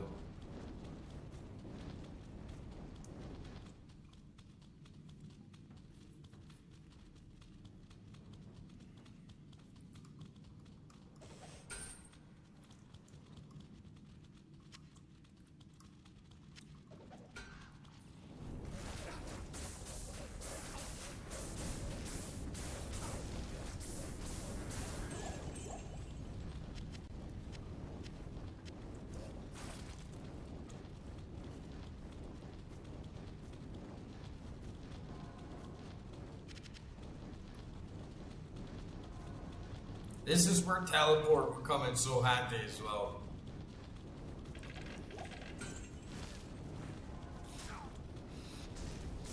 Like, Sorceress has got it so easy sometimes.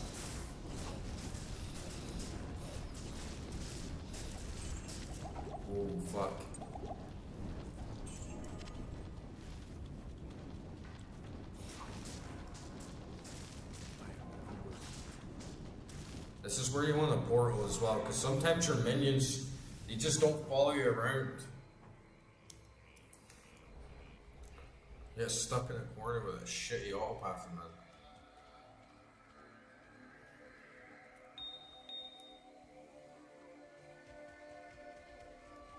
Yes?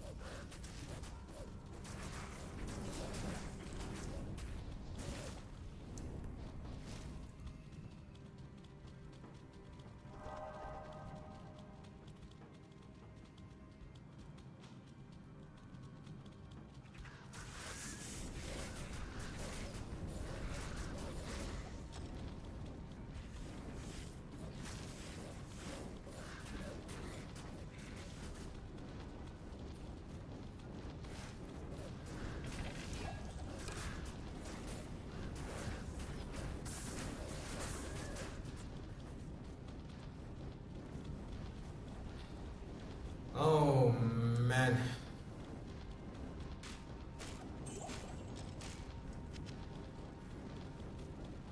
It's been a good weekend on this game. I'm so glad to actually get back on it. Been like a couple weeks break. But yeah, we're totally gonna do this. We're totally gonna fucking beat hell with the Summoner Druid. Diablo is gonna be a pain in the ass as usual. Oh, first foul as well. First foul in there.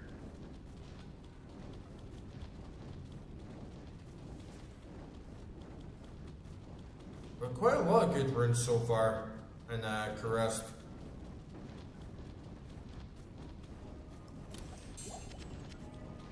But yeah, we're gonna get this done. Bale is gonna be such a fucking pain in the ass as well. I can feel it.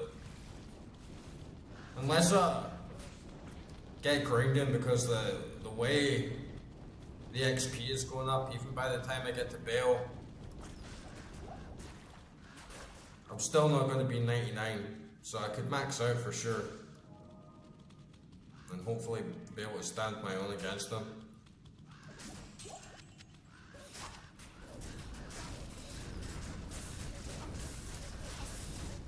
Everything's running well. That +1 to all skills on that armor, it's going a long way. I'm still undecided if I should switch my weapon from the Spirit Sword to the Axe and get the extra shapeshifting abilities, and then just dump like a point and a werebear or werewolf, so I have those skills as well. I don't know if that's going to be worth it, or if I should just stick to maxing out as many summons as I can. But I don't know how they'll scale. I don't even know if I put them all to max level, if they'll still be able to withstand a fucking couple of hits from Diablo or Bale. Because that was a really shitty thing in Nightmare. Is that you spend all your time getting their summons up to try and tank a little bit, and then just like one-shots them all.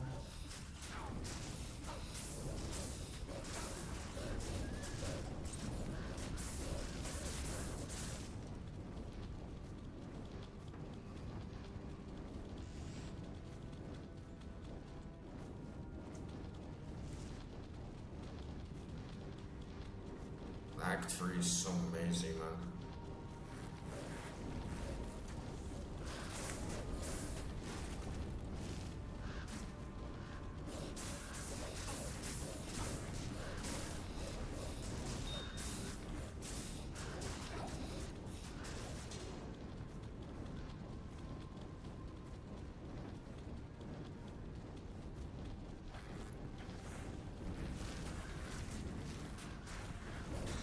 Who built a fucking sewer this complicated?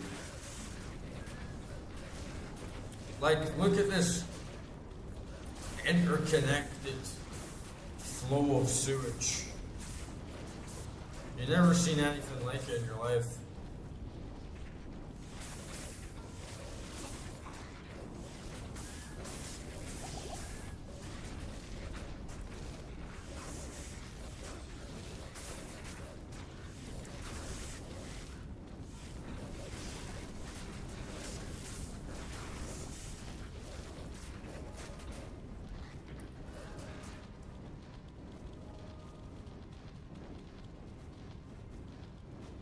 There we go. How the fuck they get over there?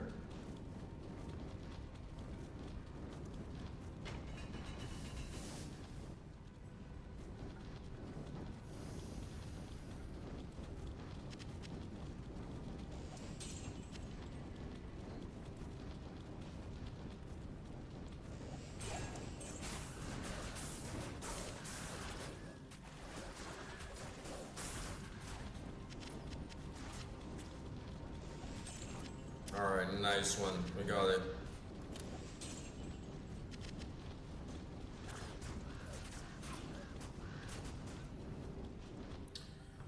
We got it.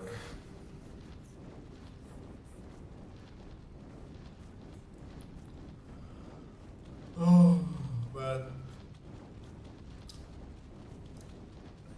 End of a long week.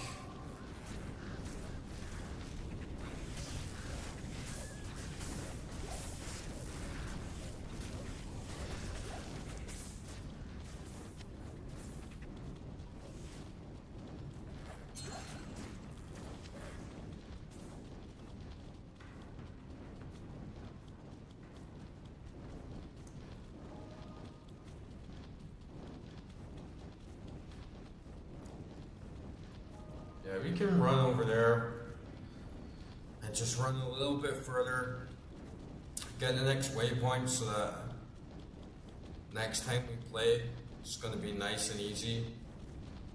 Getting back to where we were and pushing on to the next area. It won't take long from here to get to Mephisto.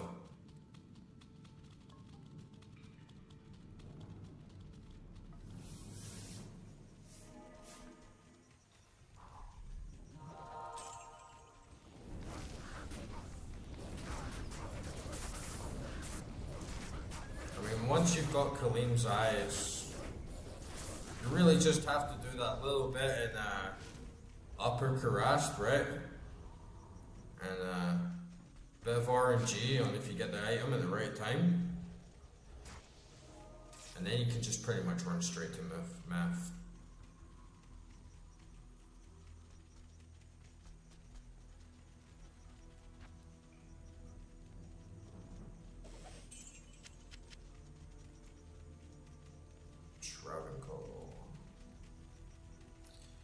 Travancore. Such a weird name.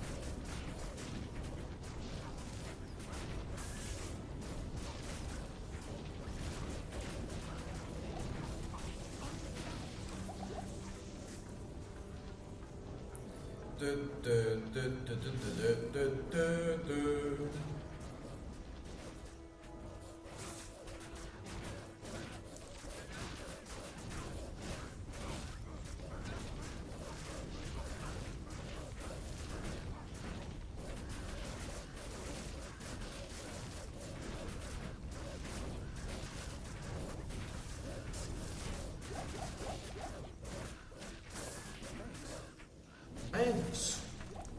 Why the fuck is the America such an American accent, right? So out of place.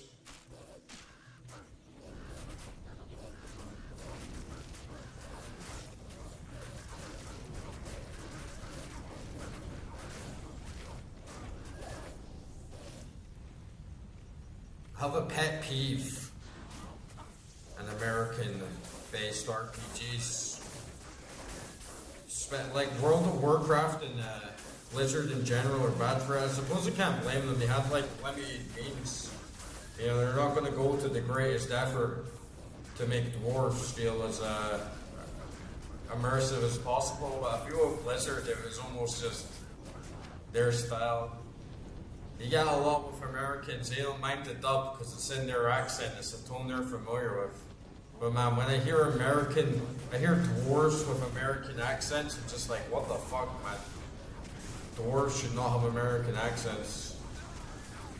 The dwarves in WoW are like, I'm Ragnar Stormfist, It's like cringe.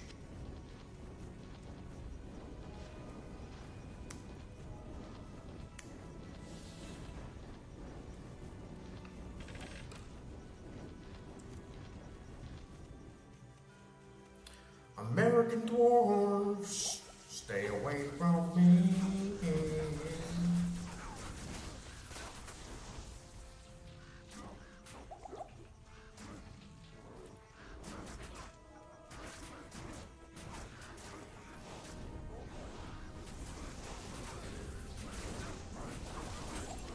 You know what? Oh, I can feel my fatigue getting laid in after this long week. Oh, +2 sorcerer skills, +2 to lightning. Hit causes monsters to flee. That's okay. We got quite a lot of good sorcerer's gear. We definitely need to go back to her if I have the fucking time. But yeah, we had a good run. I'm gonna call it quits there for now. You have found. And come back again. Definitely gonna complete the game next weekend. I reckon we'll get through Act 3 pretty fast. We'll get through the end of Act 3 pretty fast. And then hopefully, we'll do Act 4 and Diablo on the same night. And then hopefully get a little bit into Act 5, maybe like halfway through Act 5 on next Saturday. And then after that, go straight for Bale. Man, it's gonna feel fucking good. Because this game is a long haul, right? Like, this game is a long haul. And I must have been playing this character for like 70 hours at least. So to finally get to Bale, complete the game fully for the first time on all 3 difficulty levels, it's going to be satisfying, man. It was a really, really long haul game. Hello. And it's so good. You know, when you play like a big epic RPG that lasts so long and then you finally beat it, it's like a weight off your shoulders, man. Obviously, there's still a lot more to it, like we still got Uber Tristums and shit, if it comes to that. But yeah, we're getting close, man. We're getting really close.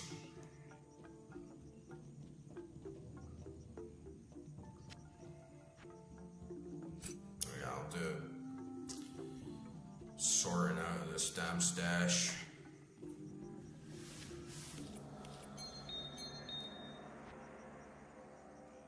I think I'm just gonna keep that momentum of just, you know, on stream, like fuck it. Just throw everything in the empty page, and then before I come on stream each time, just like start rearranging my meals. Because it does take up a lot of time when you start getting a lot of big drops.